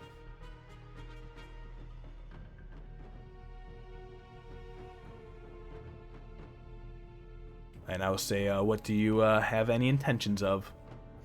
Does he see me as he's walking back? You see, he definitely does make eye contact with you, and he'll actually go ahead and drop back, and send the troop on ahead. And he says, "I have one more thing to follow up on," and we'll kind of beckon you over. Oh yeah, I'll come over and talk to him. No problem. And he says, "I don't suppose you've heard what happened to the rest of your troop." No, I haven't really been in contact with them today. They are all officially being held for questioning in the prisons beneath the barracks on grounds of trespassing the Hythenos estate. Trespassing the Hythenos estate? Yeah, that sounds pretty bad. I'd make that deception check. Why not? I was waiting for it. I'll make a deception check. I'll be honest. I don't think Saeryn's trying that hard to. Yeah, no. Yeah, exactly. Like, I'm pretty sure, in my opinion, if the Tascan doesn't think Saeryn was there, then the Tascan's kind of an idiot. But I'll roll anyway. Yeah, you guys are, see the ease of the cross-talk, all right, what are we, talking around things here? And he says, you weren't there. Lots of interesting things were found there. Lots of potentially incriminating evidence, but it seems we had a pretty incomplete set to work with so far. It's unfortunate. It's almost like if, your guards had checked out a particular room, and they did check out that room, and in that room there was a lot more evidence in that room that your guards already checked, and you definitely already have, then you wouldn't need to keep my friends in that jail then, would you? And he looks around and he says, I really do hate subterfuge, but sometimes it's a little necessary. This is the least Subter-My-Fuge goes, my friend. I highly doubt that. But if there is a room that you believe as a good citizen needs investigating. See, here's the thing. You already searched it, you see. No one has to go back. Do you produce? Yeah, I'll basically sleight of hand it kind of over into his satchels or whatnot. So what all of these, so you had notes, there's a bunch of personal seeming journals, there was some about his artificing type works, there was some about a whole bunch of stuff about the expeditions, the betrayer gods, the expeditions. Yeah, things about the mining and stuff like that. And he goes to start looking over at that, and he says, there is some very disturbing things in here. Yeah, it's a good thing that your guards who found it earlier just brought it to your attention. And then you don't have to hold my friends anymore because your guards found that. And certainly not anybody else. Well, here, follow me. And he as you follow him back on over to the prison, and he goes down with you and has you wait in a room. And eventually, after a few moments, inside the jail cells, he goes and grabs Ludo and Morgen. You see Varen walking up by himself. And he comes walking up to you. So yeah, Saeryn, he left you alone for a few minutes. If you had anything else before that? I immediately investigate the room. Hell yeah. You will, basically it seems like a nondescript, main entry office. There seems to be, a handful of chairs, just a regular desk with, a bunch of blank papers and just, a couple notations on the cell, people, in the cells. Go ahead, give me a investigation. Absolutely. Is there anyone in here watching me, a guard at the desk or anything like that? Yes. Yeah, there seems to be a large station, yeah.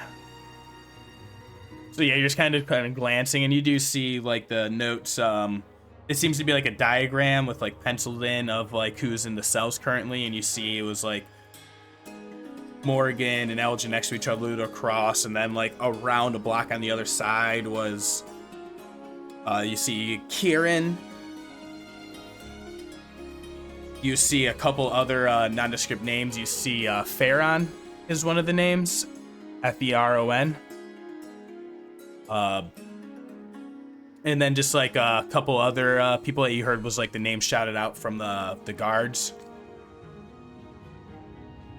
But that's it. You don't see anyone else on that named list. Gotcha. And since there's a guard here with me, I'm not going to try to I'm not going to go through the desks or try to take like stationery or anything, even though Gotcha. I really want it's like grabbing a prescription pad. You just gotta have it. Really one of those. You see an opportunity. Yeah. But around that time, Theron comes up to Morgen and Ludo, seeming exhausted, very worn, but he does not have Aljin with him. Which is different than, how he left with. I feel like Morgan's first instinct is to just kind of eyes darting around looking for Aljin. She, obviously was brought back to her cell, and the fact that he's not here, there's kind of a look of like shock or surprise. Is everything all right, task hand? Oh, and then he's sees and notices, he's speaking up with his eyes, he's like, oh yes, there was some new occurrences. The sirens, there was an attack on the city by demons, but here, let me get all of you together. I need to go fetch Aljin still.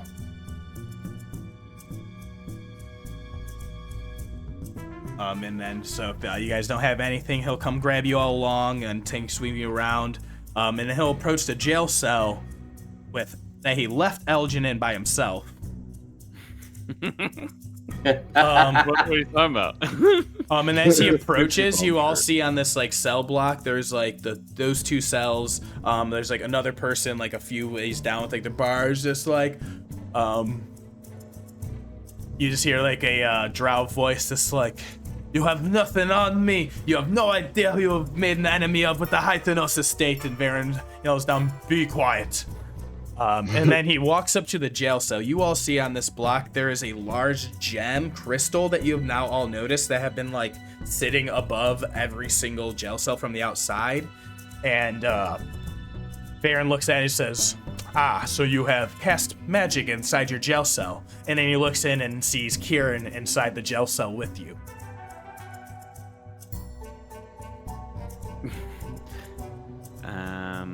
That can be worthy of another additional sentence.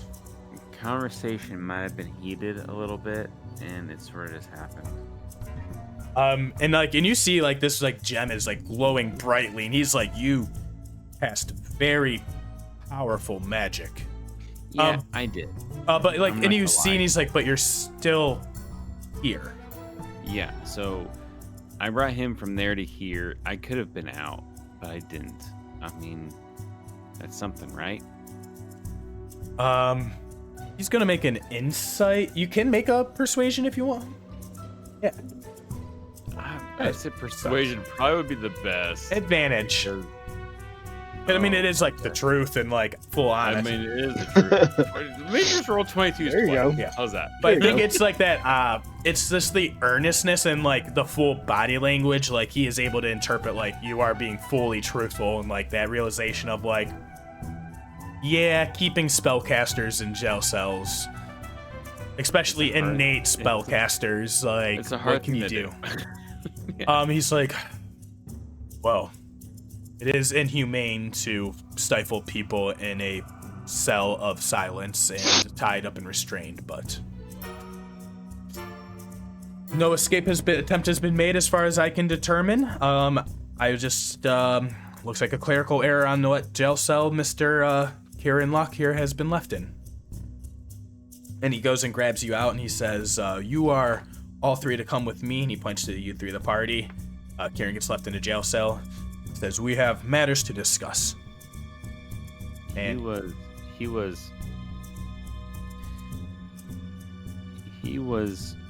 not under his right mind. I'm gonna let you know right there. What do you mean by that? He was a stranger in this land, and he was taken advantage of. And like a little like wry, sad grin, just like, that is the nature of Bazazan and Jorhas. Ludo, Morgen, make perception checks for me. Sure.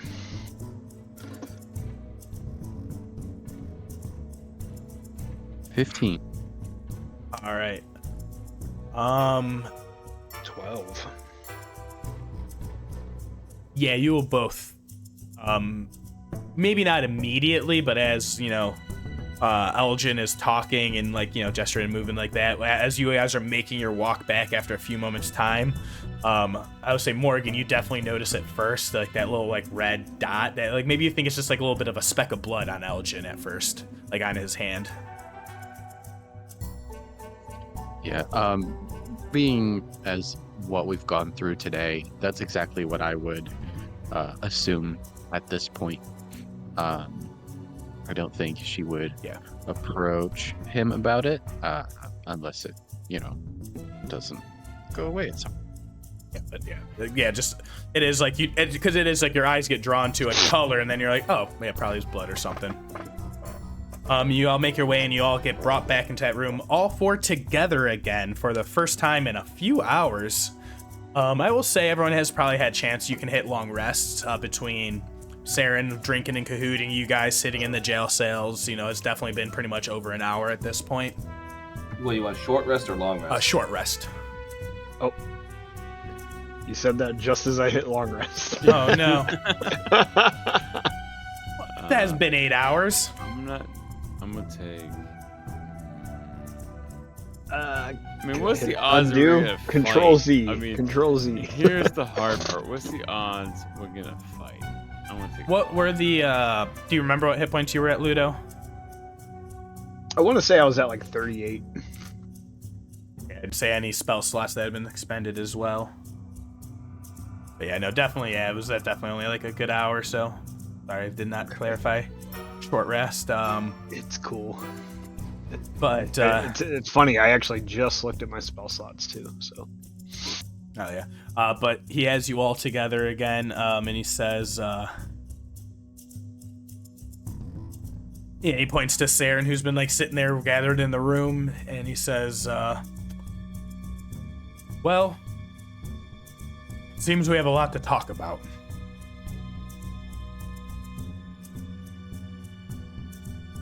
Unofficially, thank you all for this investigation, although it was a little sloppy, I might say. You have, there is some complications that were created. Apparently when I pulled my force away to come investigate the disturbance at the estate, other group of adventurers had found the time to go into the Betrayer's Rise. Now, you all said you had traveled with that group before. You weren't this shitty, but they shouldn't have just jumped in like that. I think they used the distraction a little bit to get an advantage on moving. What? What? Do you... Yeah, he acknowledged. He's like, well, whatever reason, they must have determined that they had a good cause for that. What... Do you know anything about a jewel or an amulet they would have carried?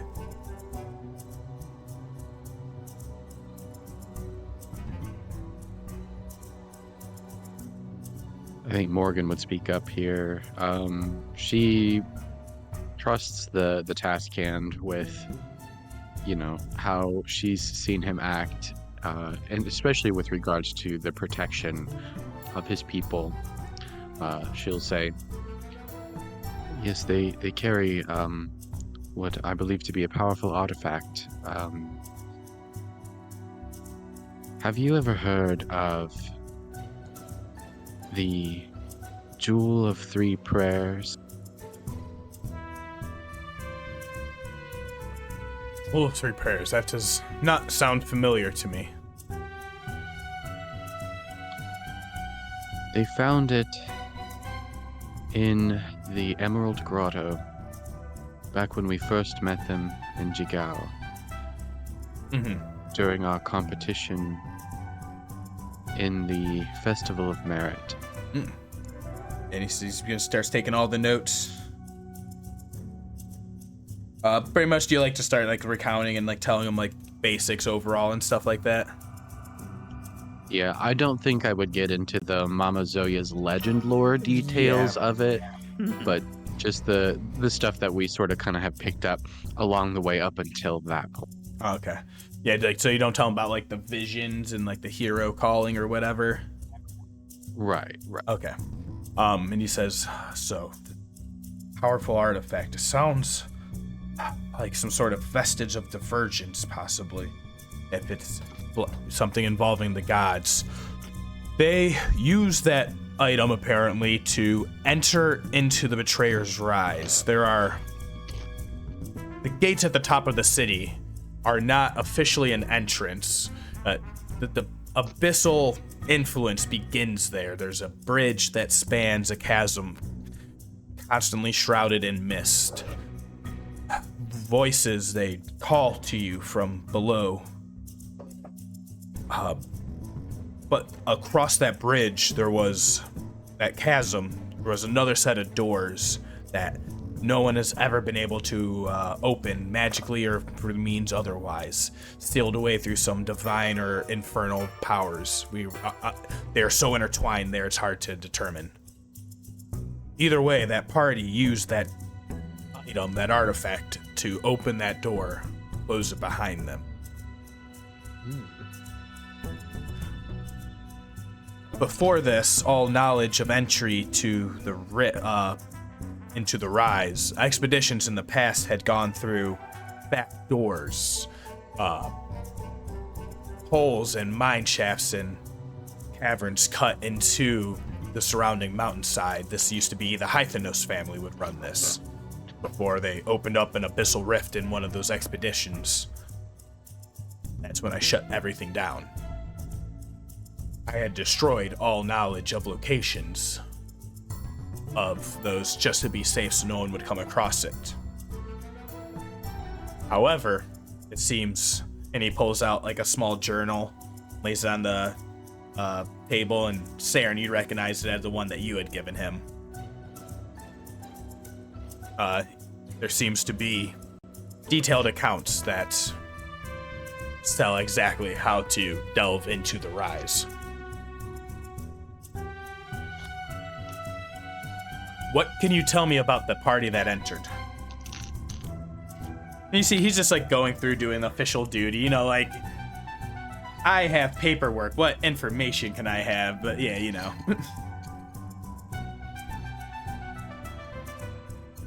Would you guys like kind of give them like the overall on like the party and like their temperaments and stuff like that?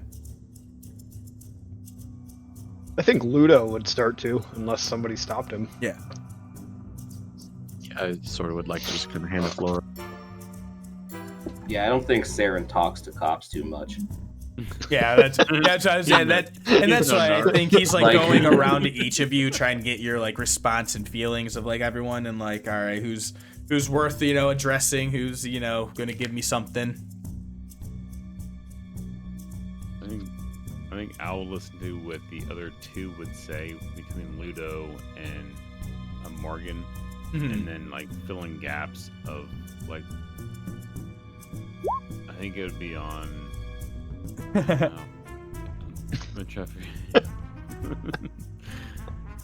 would probably be on All centaurs are bastards.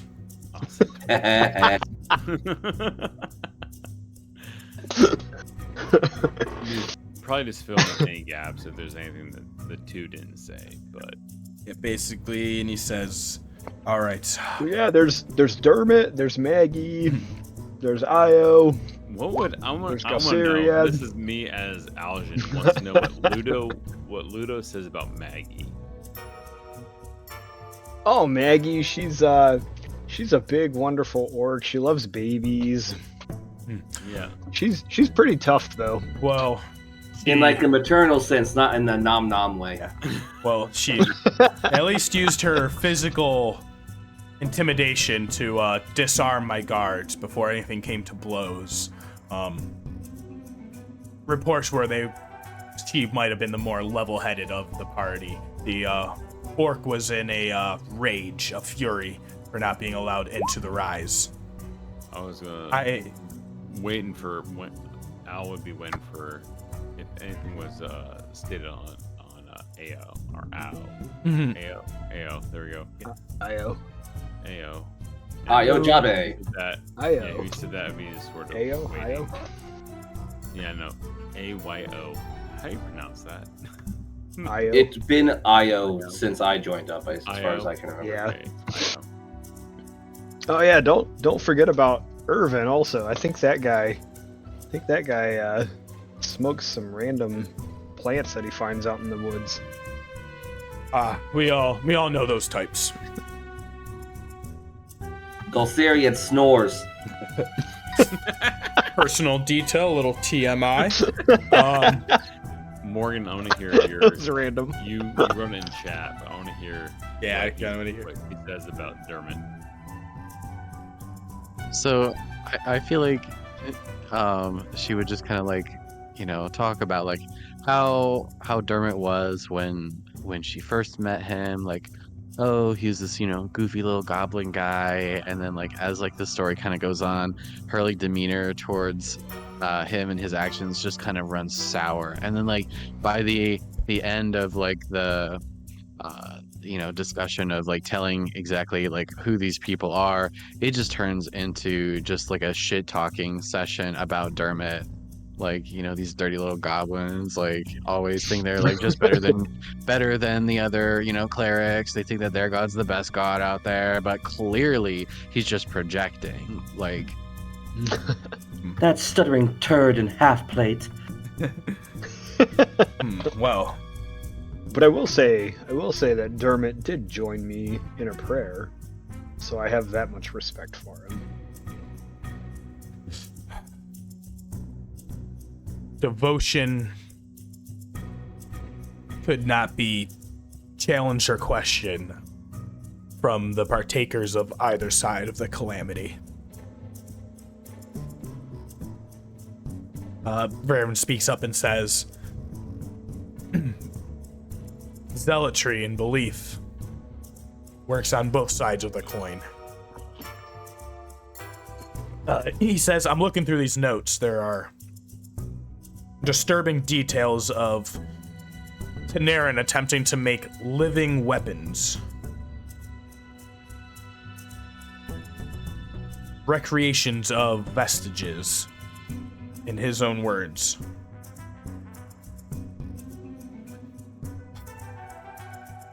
Do we have our things back? So you all look around the room, and there are like, it seems like he brought you in the room where you have like all the chests and stuff like that, and you notice like our stands of armor on the side, and he says, I am now faced with the task of what to do with you all. Officially, I have to charge you and punish you for something. Or, and he reaches to a desk and he pulls out like small, like just like little like Lux and silver badges. Or you get officially deputized. And work under me for an official investigation. I was about to say, wouldn't it make sense to put the three of these ne'er-do-wells to work? Maybe I thought going in there exactly. and I what a bunch would of criminals take I'm looking at. Oh, was that Morgan? I would take a plea deal. Statistically, Well, most people do. I've always wanted to be a deputy. Of course you do. Of course you do. We can't just throw you right into the rise. I know you all can fight, but we need to put some task in merit. That's amazing. I want you to go report to the crematorium. There are matters I want you to investigate. Report back to me what you find there, and then I might be able to pass the paperwork for allowing you to plan an expedition to the rise. There are still the bodies being disposed of from the attacks the other day. They told me, the many demons and casualties took them a little extra time to get through. They had been requesting aid, a menial labor task. But, and he looks at you, Morgan. I would like to get a professional medical opinion on what befell those soldiers in that day. I will do my best. I will examine them and report back fully what I learned. We'd always assumed they were attacked and killed by the demons that made their way in, but and he looks at all the paperwork out there. Might be a little bit worse than I feared.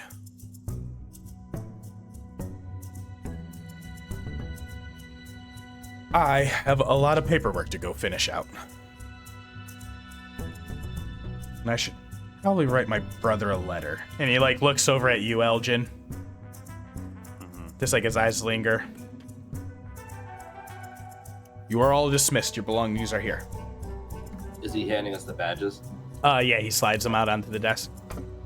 Saren's gonna reach over, take the badge, look at it, put it in a pocket, give him kind of a messy salute. Arlo Morningwood, at your service.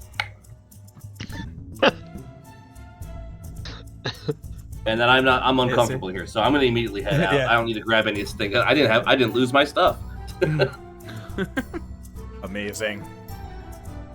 So I grab my stuff here, and before I depart, I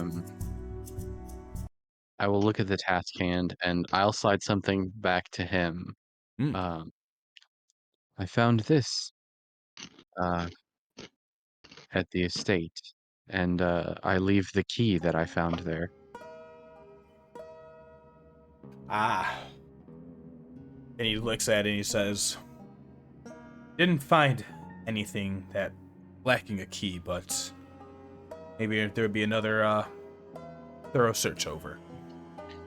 Well, it's there for you should you need it. I doubt I'll be entering those premises again, so you have a better chance of finding what it goes to than I do. I would hear about it if you tried. I'm sure you would.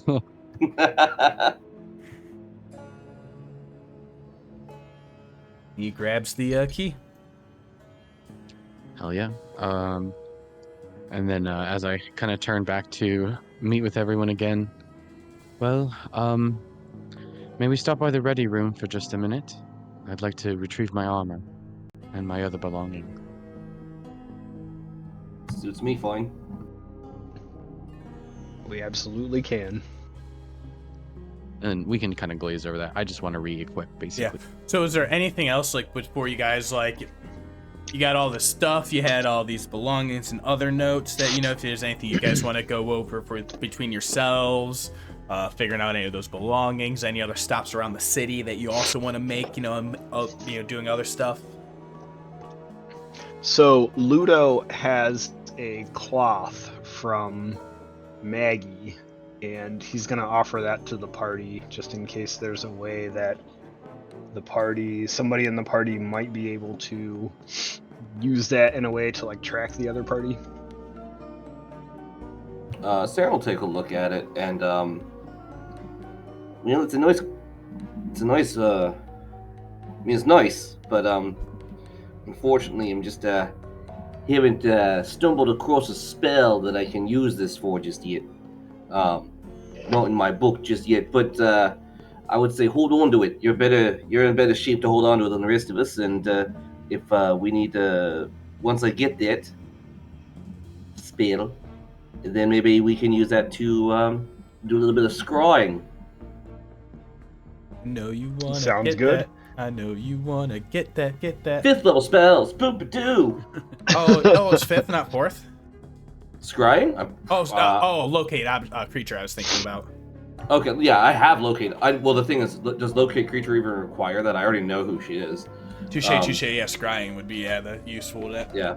Touche. Yeah, that blanket would be the most useful thing for scrying, but that's a little ways off. Yeah, I will definitely hang on to this, and he shoves the fabric back under his armor. All right. Now hold on a second, guys. Did he mention the TSK, did he mention that there's an abyssal rift? I kind of knew something about that the Hythenos did that, an abyssal rift.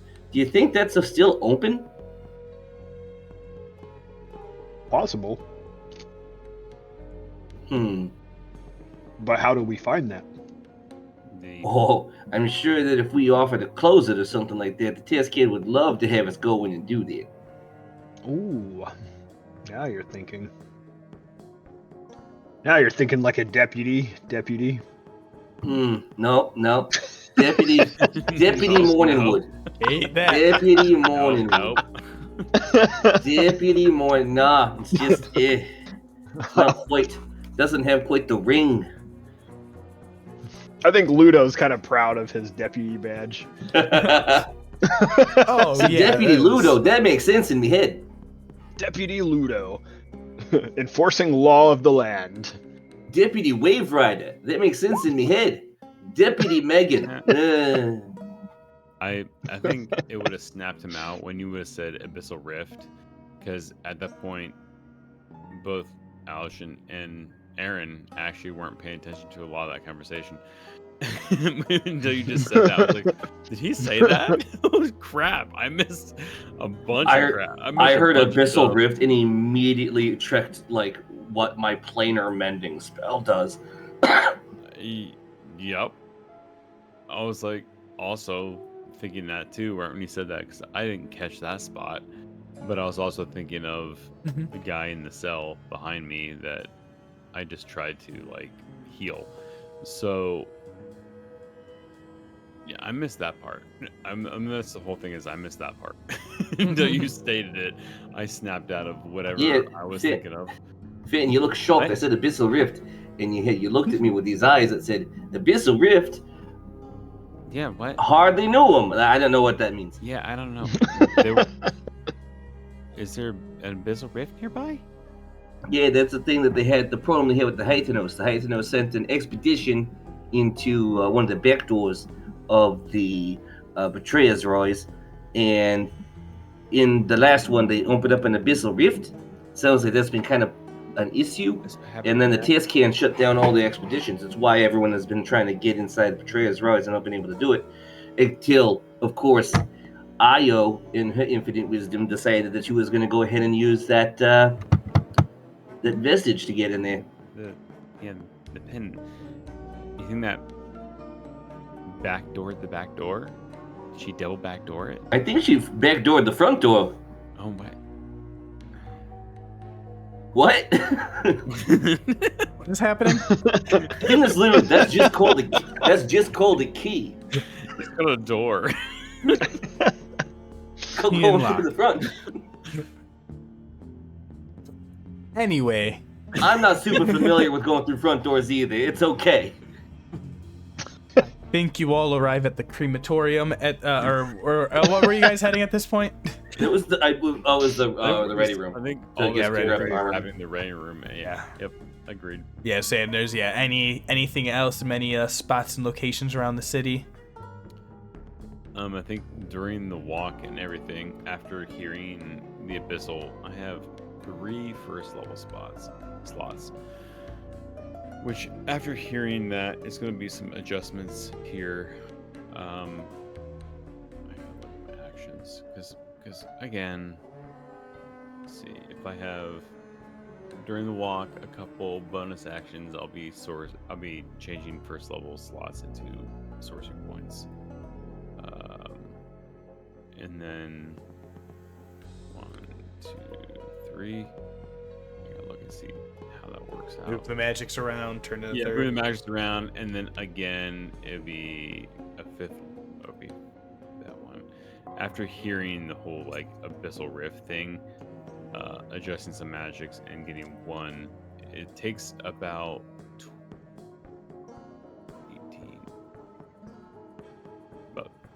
28 seconds for me to go 3 first level slots into 1 third level slot. It's hilarious. I might need a planar mending after he said planar mending. I was like, what? I can do that also. So that's what happened. All right. Yeah, you Walk guys around. got your stuff. You're at the ready room. Got all your armor stuff back on. Plenty of time to doff, put anything back on.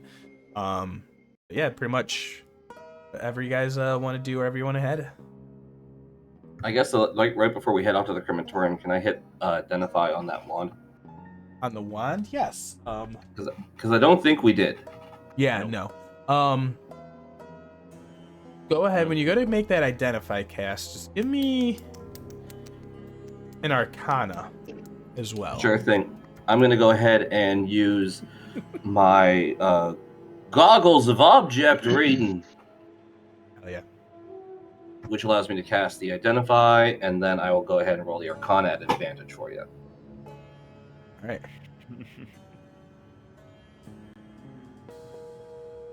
Oh, nice. Motherfucker. Oh. I'm back in my element. You're reading this wand, and it by all when the identify spell starts to go and look over at it, the information it says, oh, this is a wand of magic missiles. And normally, without any Arcana or deep delving, especially with the goggles, I would be like, okay, hell yeah. But then you're looking at it, and then there's like, if magical runes became script, imagine what like the magical essence equivalent of an asterisk is. And so you actually find that this is not a wand of magic missiles. This is a wand of dark magic missiles. Ooh. Functions almost exactly the same as a wand of magic missiles, where you can use it to shoot a magic missile out of it using a charge. It has 7 charges. Each charge you use above when you use it at that time adds an extra missile onto it.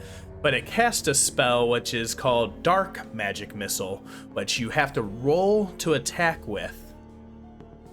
But when you roll for that attack and it hits, you just roll 2d4 per missile. If it's a critical hit, the attack of that missile becomes 5d4 force damage instead of rolling twice. However, if you use this missile and you roll a natural 1 with the attack, all of the missiles that you fire blow up in your face and deal 1 force damage to you per missile. I like that. That's cool. It's a wand of magic missiles, but the magic missiles, they listen to Avenged Sevenfold. And anything but a nat 20 would have not given you that. I said when he casts Identify, he has to get an Arcana, and that's the only way it does not blow up in his face without him knowing one day. It's okay. It'll still blow up in my face, no doubt. Oh yeah, now you just fully know well what you're getting into when you use it. Yeah, so on the walkover, Ludo would specifically make a point to check in on Aljin, especially since he spent time with that Locke fellow. Hey Aljin, how are you doing?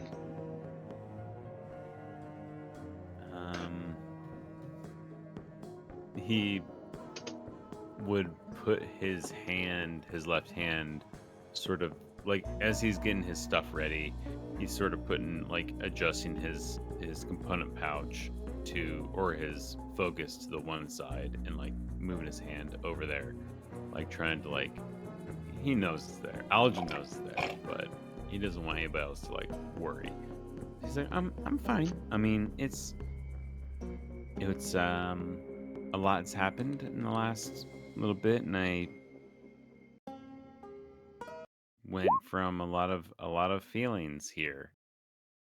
I'm gonna roll deception because that would be a deception.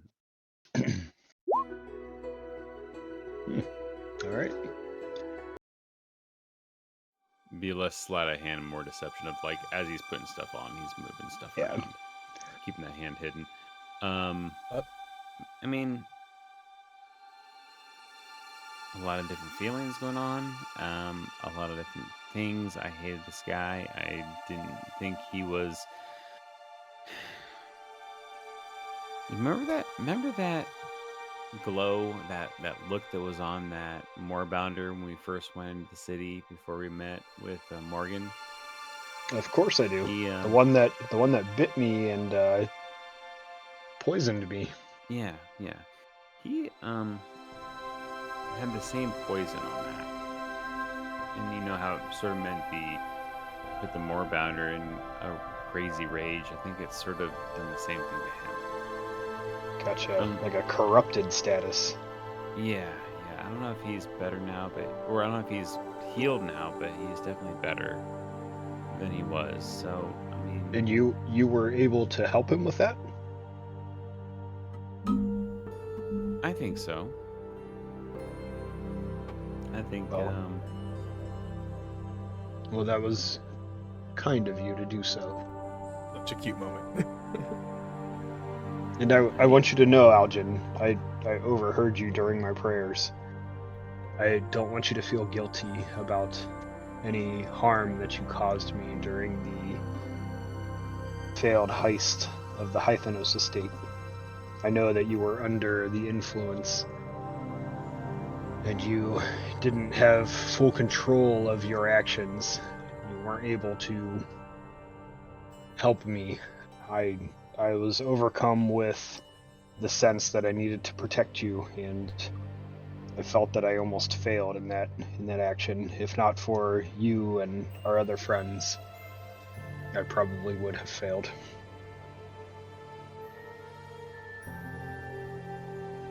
Without me, you wouldn't have been in that position.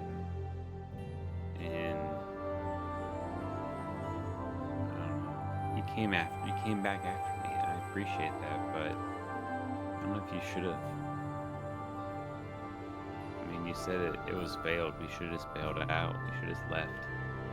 You guys just should have like escaped, I guess. I don't know. Friends don't leave friends behind. And Ludo kind of puts a big hand on Aljin's little shoulder. Alrighty.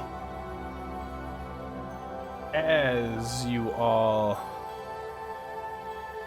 begin and finish with all of that, you make your way up to these crematoriums. Is there anything else? Yes, before we do that, Ludo is going to stop at the bar part of the ready room and have a drink. Just have a quick drink. Huh. Feels like he needs a drink after all this, and he knows he has this amulet of the drunkard. So he's gonna take advantage of that. Oh yeah, take a drink. Easy enough. It's just like, a couple copper. Copper. Cheapest fucking health potion you'll ever have. Go for whatever. Anything else with any other equipment before people make their way up to the crematorium? I think Ludo's gonna see if he can get a pint to go. Oh yeah. Yeah, easy enough.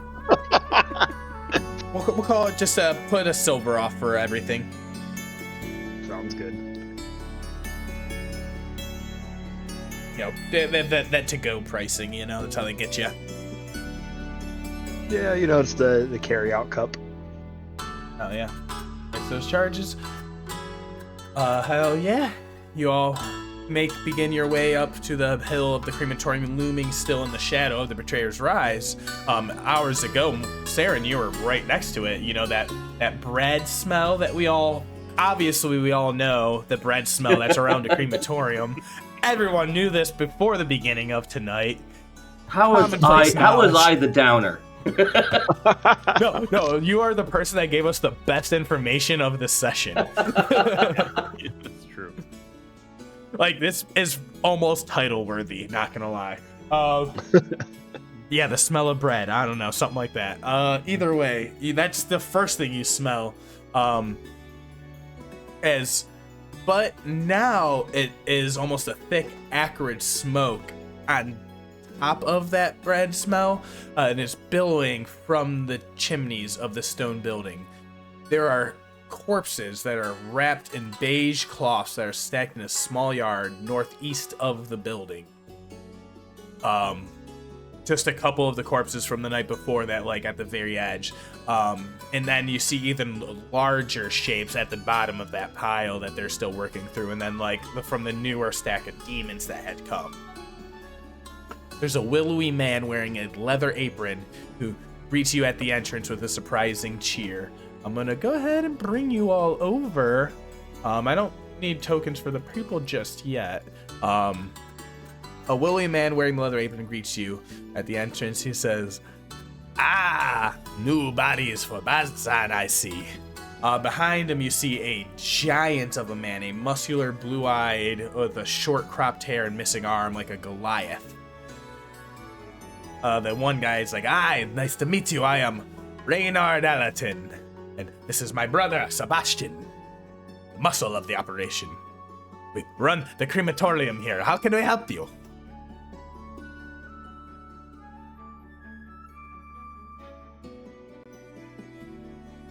Anyone?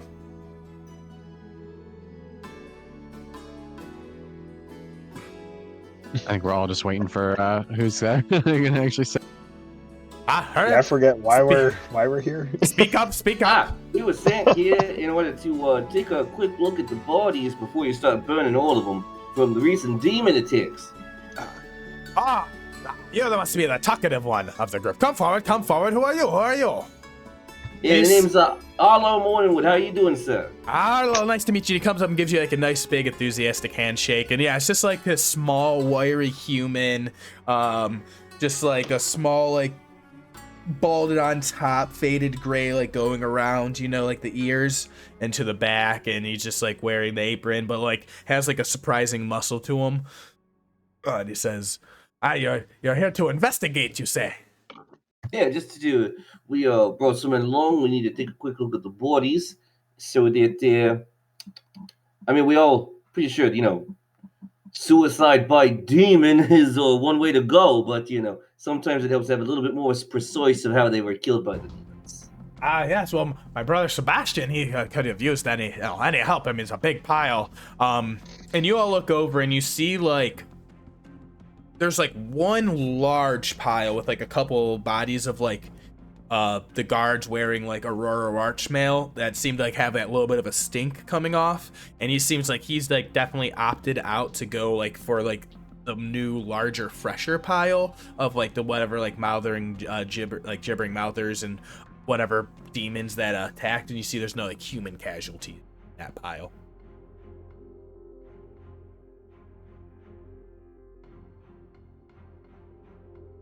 And you see the brother looks over Sebastian. He's just like stays silent, looks over. He's like, "Oh." Yeah, I think. Just take a look at the bodies. Yeah. Well, they're dead. Can I get a more expert opinion, please? Well, if you want to look at the bodies, I'm gonna go tend the fires. I don't. And he like goes and excuses himself. All right. Well, I guess it's up to me to begin my work. Yeah, go ahead. Imagine you guys like show the deputy badges and stuff. Yeah. Before I start investigating these bodies, though. Yes. I would like to pull out a feather and kind of like hold this one to my chest, and I would like to cast an enhance ability upon myself, choosing wisdom.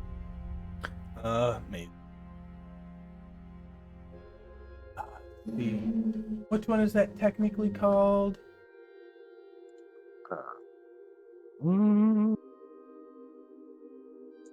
Owl's wisdom, I think. Yes. That is very fitting. Why have I never cast that spell in another camp? Doesn't matter.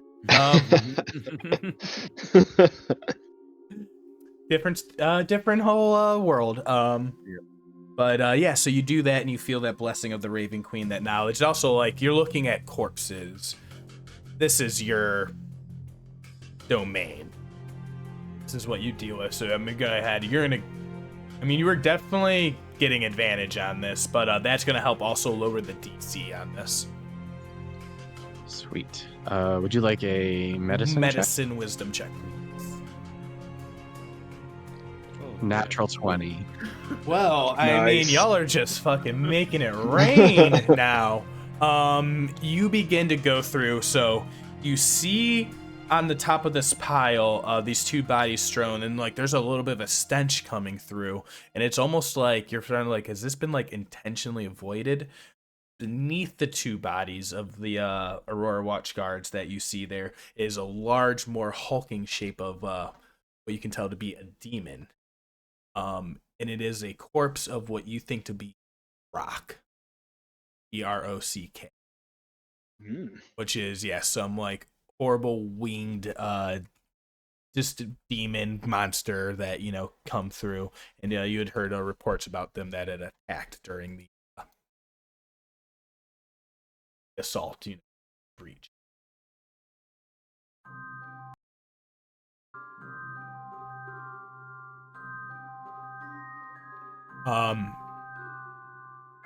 So this winged vulture-like looking demon with like black feathers going on, and it's like the corpse is not rotted yet. And instinctually that the corpses of demons usually start to rot and deteriorate over time.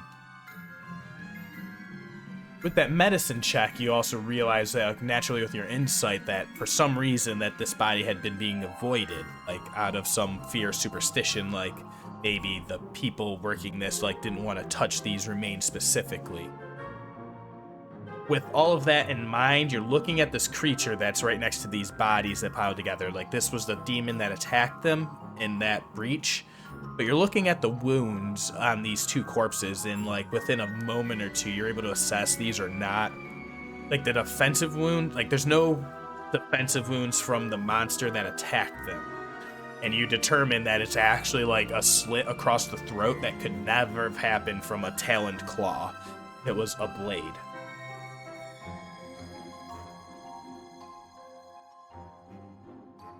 And so you're beginning to think this was the work of humans on these two guards. They had got piled in with the body and assumed that they had died in the demon attack.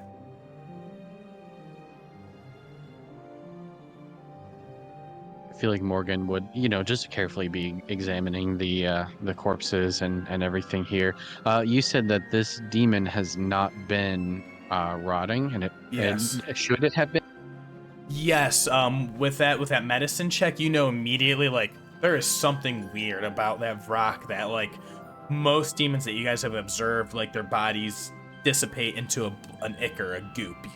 And even you see the bodies of the demons that the one that the brothers have been working on have like already been in that process, which is what caught you so odd about like why is he not taking care of these rotting human corpses yet, or this one that hasn't remained, that still remains. And you see the one brother, Sebastian, the big Goliath one, and he comes up and he says, "That one creeps me out. I don't want to touch. I don't want no curse."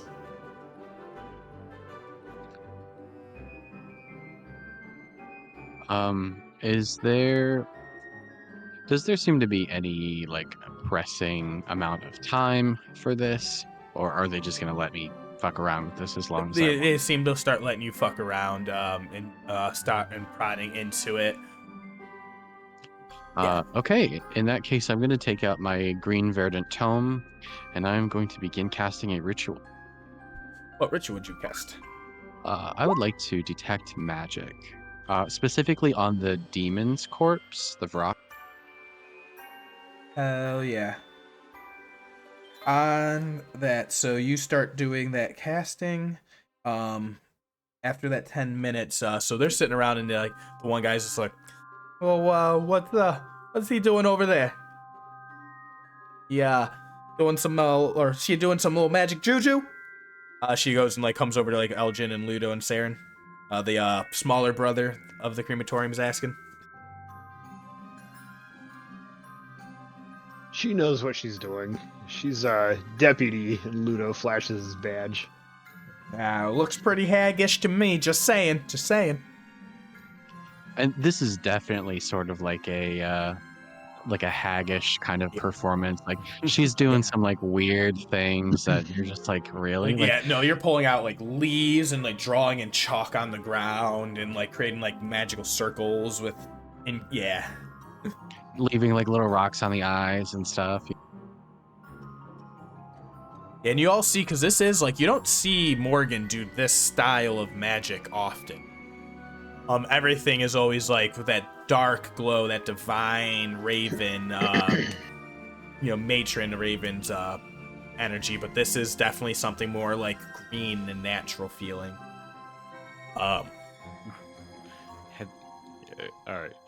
Have you ever seen anything from the divine? Have you ever seen anything from the matron of ravens? Do you know anything besides the Luxon around here? How you know this is haggish? Well, I mean, we got a little creepy old lady ourselves here in town. Oh, so just because everyone knows the Nana. Just because she's a creep, just because she's an old lady means she's a hag? That's a little rude. I trust my own two eyes here. All I know is that corpse that hasn't rotted away is pretty creepy. That old lady canting with her tea leaves, also equally pretty fucking creepy. You know, I would take offense to this, as you sound like you are disparaging my friend. However, I believe that she would embrace you calling her a creepy hag. I mean it with the most love and endearment possible. From the bottom of my heart, do not turn me into a frog, missus. Yeah, yes, it is creepy, and I would take offense to that if it wasn't so fucking creepy. She's my friend, but yes, she is being creepy. At that time, you definitely get a flash of magic from coming deep within inside the rock itself. You detect an aura of abjuration magic coming from an object deep inside of it. But also, you detect another object, some sort of magical item inside as well. At that moment, when you get that flashing moment of understanding, you hear from outside, "Oh, wait, stop!" A voice shouts out from down the street, and you all look out, and a bookish tiefling jogs into view. A variety of archaeology tools hang at his waist, along with a satchel holding various notebooks. "You can't burn that yet. I need to study it." And reaching into his satchel, he begins to pull out a badge and holds it up, as if that badge alone explains his reason for being there. Is it the same as our badges? It is a completely different badge. It seems to be more like gold speckled, very polished, but on it is just more like there's like a symbol of like a book and some like archaeology tools and buildings, and then like a small like V dash, and underneath it some like other structures. He says, "Is it shinier? Is it shinier than really our badges?" fucking shiny. Ludo's gonna look at his badge on his chest and look over at that badge and try to like shine his up. Does anybody recognize it from any other organization outside of this area? Because we've been told a couple times that a group went in there from the Cobalt Sword. Yes. So anybody recognizes any of that? So go ahead, make everyone history intelligence checks. Because we're or all religion very arcana or intelligence checks. Can I do religion instead? Yeah. I mean, just add your bonus to that roll. So +3. So 15, 20, 15. Saeryn specifically recognize that, you know that to be the allegiance of Allsight. It's from group from Marquette and Ankarel, archaeologists, studiers, people that research into history and preservation of those things. But yeah, they definitely more like Ank'Harel based, Marquesian. And they're like more of like an archaeology history guild. Yeah, I think the second this guy comes up, I think Saren's gonna pull out his badge, wave that in front of the guy, and then the Marquesian say, "Hey, what are you doing? Okay, you need to calm down. We're not burning anything just yet. What exactly do you need to know?" Oh, I am not too late then. Thank you. And so you see this guy. So this image, it's put in. These two are not related as far as you're aware. It's just the book put their art together. That blonde hair person is the one that you had already met a few days ago when you first entered in the city. The Aloysia, the one that was very, very mean to everybody. So what you're looking at is the person on the image instead. This little bookish elderly tiefling with all these satchels and other books. And he says, "Oh, yes, I am. My name is Rolix Yushaf. Nice to meet all of you." And he holds his hand out, like, awkwardly, like, with his shoulder up, like, while balancing his satchel of books, and, like, how may I call all of you? Well, I am Ludo. Ludo would Ludo, extend nice. his hand first. Nice to meet you. Good to meet you. And the rest of you, yes? You can call me Arlo. Arlo? So what is it you need here? Oh, yes, I am, and he produces the badge out again. He's like, "I am an archaeologist from Ank'Harel. I don't know if you ever heard a shitty, you've heard of you, Spark Marquesian. Amazing. I never expected anyone in this city to, understand this dialect, yeah. Okay. What thing specifically do you need access to? Well, yes, I had heard in the text the other day that there was this body left over of this demon, this rock, and it has not dissipated away yet. I have reason to believe that there is something valuable inside it. As everyone knows, rocks love to swallow all sorts of jewelry and ornamental objects. I have reason to believe there's, I have suspicions that there's something valuable inside there that might pertain to my research." Okay. And Saren's gonna look behind him at Morgen and like, So, and I feel like Morgan wouldn't have dropped her attention from the work that she's been doing. So she's like already like arm deep in the mouth of this thing, like trying to reach for these. With that medicine check, because it's so fucking good, at one point as you're reaching in, like, when this happens, you feel in your hand, you feel like, oh, wait, what's this? Oh, and you find a sack that you're able to easily remove. And you think that this is something that the creature has internally that's able to, like, vomit, throw up, self-defense mechanism that the spray out is like a burst of poison shit. And you feel like you can successfully harvest and distill, you do whatever the fuck you want with that, basically. Oh, yeah.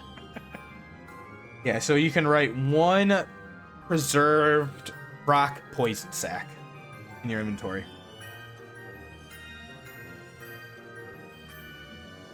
And you feel all that, and you're able to feel around, and you do feel eventually there's an object that, oddly enough, feel like a pair of glasses. And then you pull out also another little box. It's like a little like cube-shaped puzzle box made of like onyx and measuring about like 3 inches on the sides. And this is what's giving off that abjuration magic. And then are the glasses the source of the other Yes. thing? And what type of magic was that? From the item, you're not getting an exact school. Probably an enhancement type of magic. Okay. Yeah. Yeah, they're like gold rimmed, like full circle glasses. I can take a look at those real quick if you need. I would be delighted if you did. Here, take both of them. And he says, "Oh, what have you found in there?" Okay, And, Prolix. and he goes and like tries to actually like go and grab at it. No. All right, do you resist it? Yeah. All right, make an opposed acrobatics or athletics.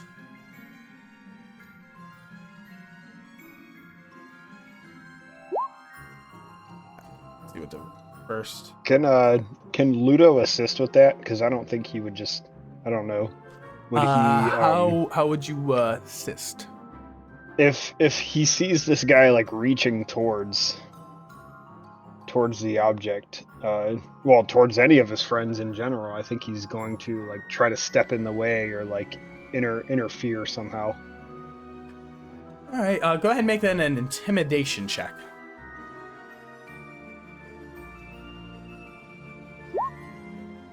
Oh, nope. I'm too friendly. Yeah, I think you go to move in, and that like kind of gives him that little extra wiggle room, and he goes and like actually does and grabs it out of the hand, and he's just like, "Oh, what do we have here?"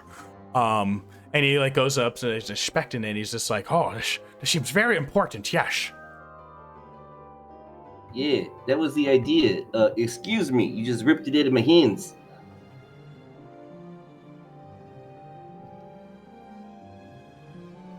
Oh, yeah, sure. Sorry, message.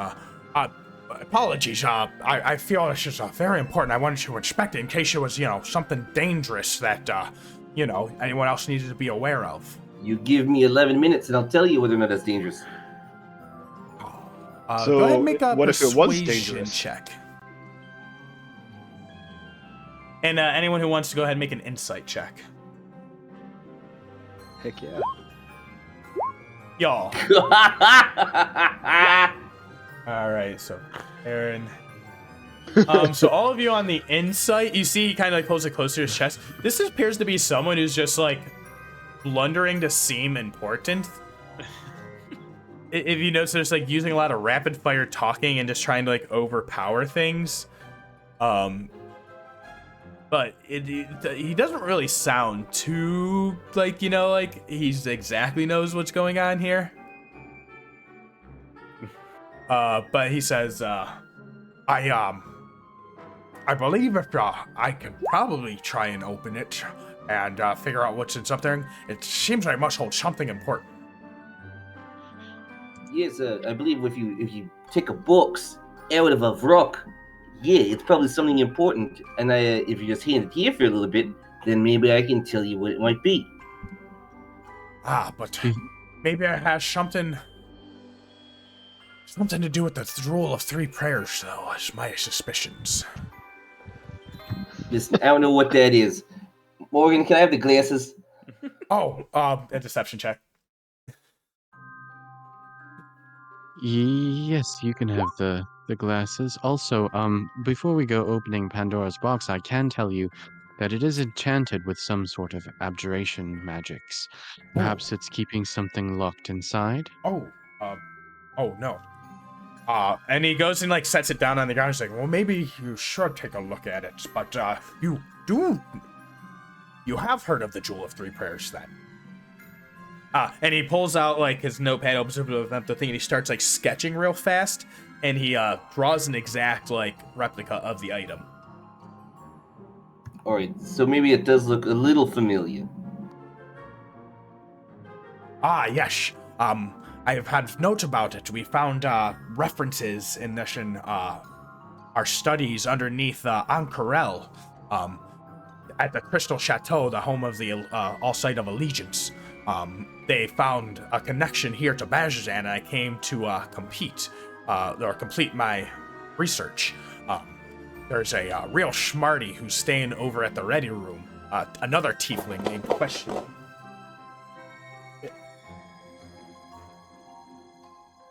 I think there was just a drive-by. Oh no!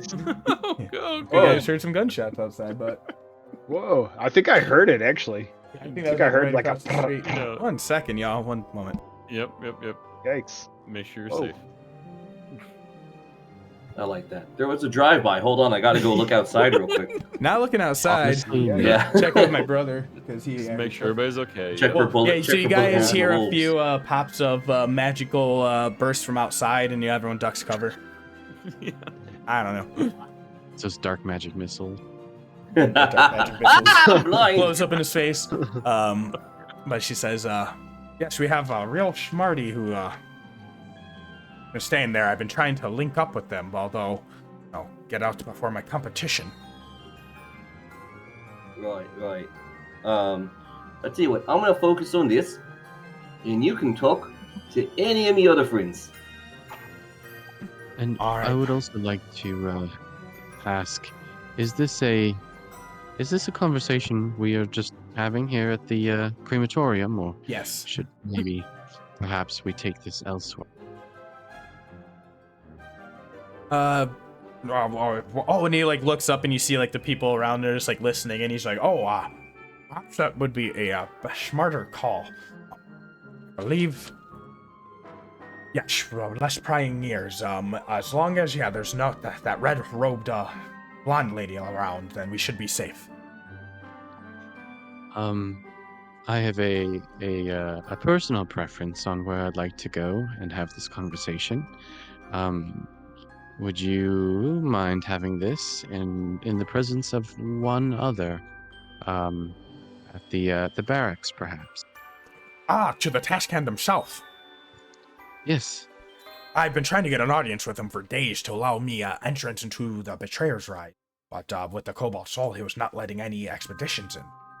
Are you all going in there soon? Maybe I could try and use that as leverage in with you. Well, I think that's up for discussion, and I think that the task hand might need to be involved in this. I don't quite know you. I don't know if I quite trust you, and... Oh, yes, I haven't introduced myself. My name is Prolix Yushov. He has introduced himself, by the way. We still don't know Morgen has him. not. Right.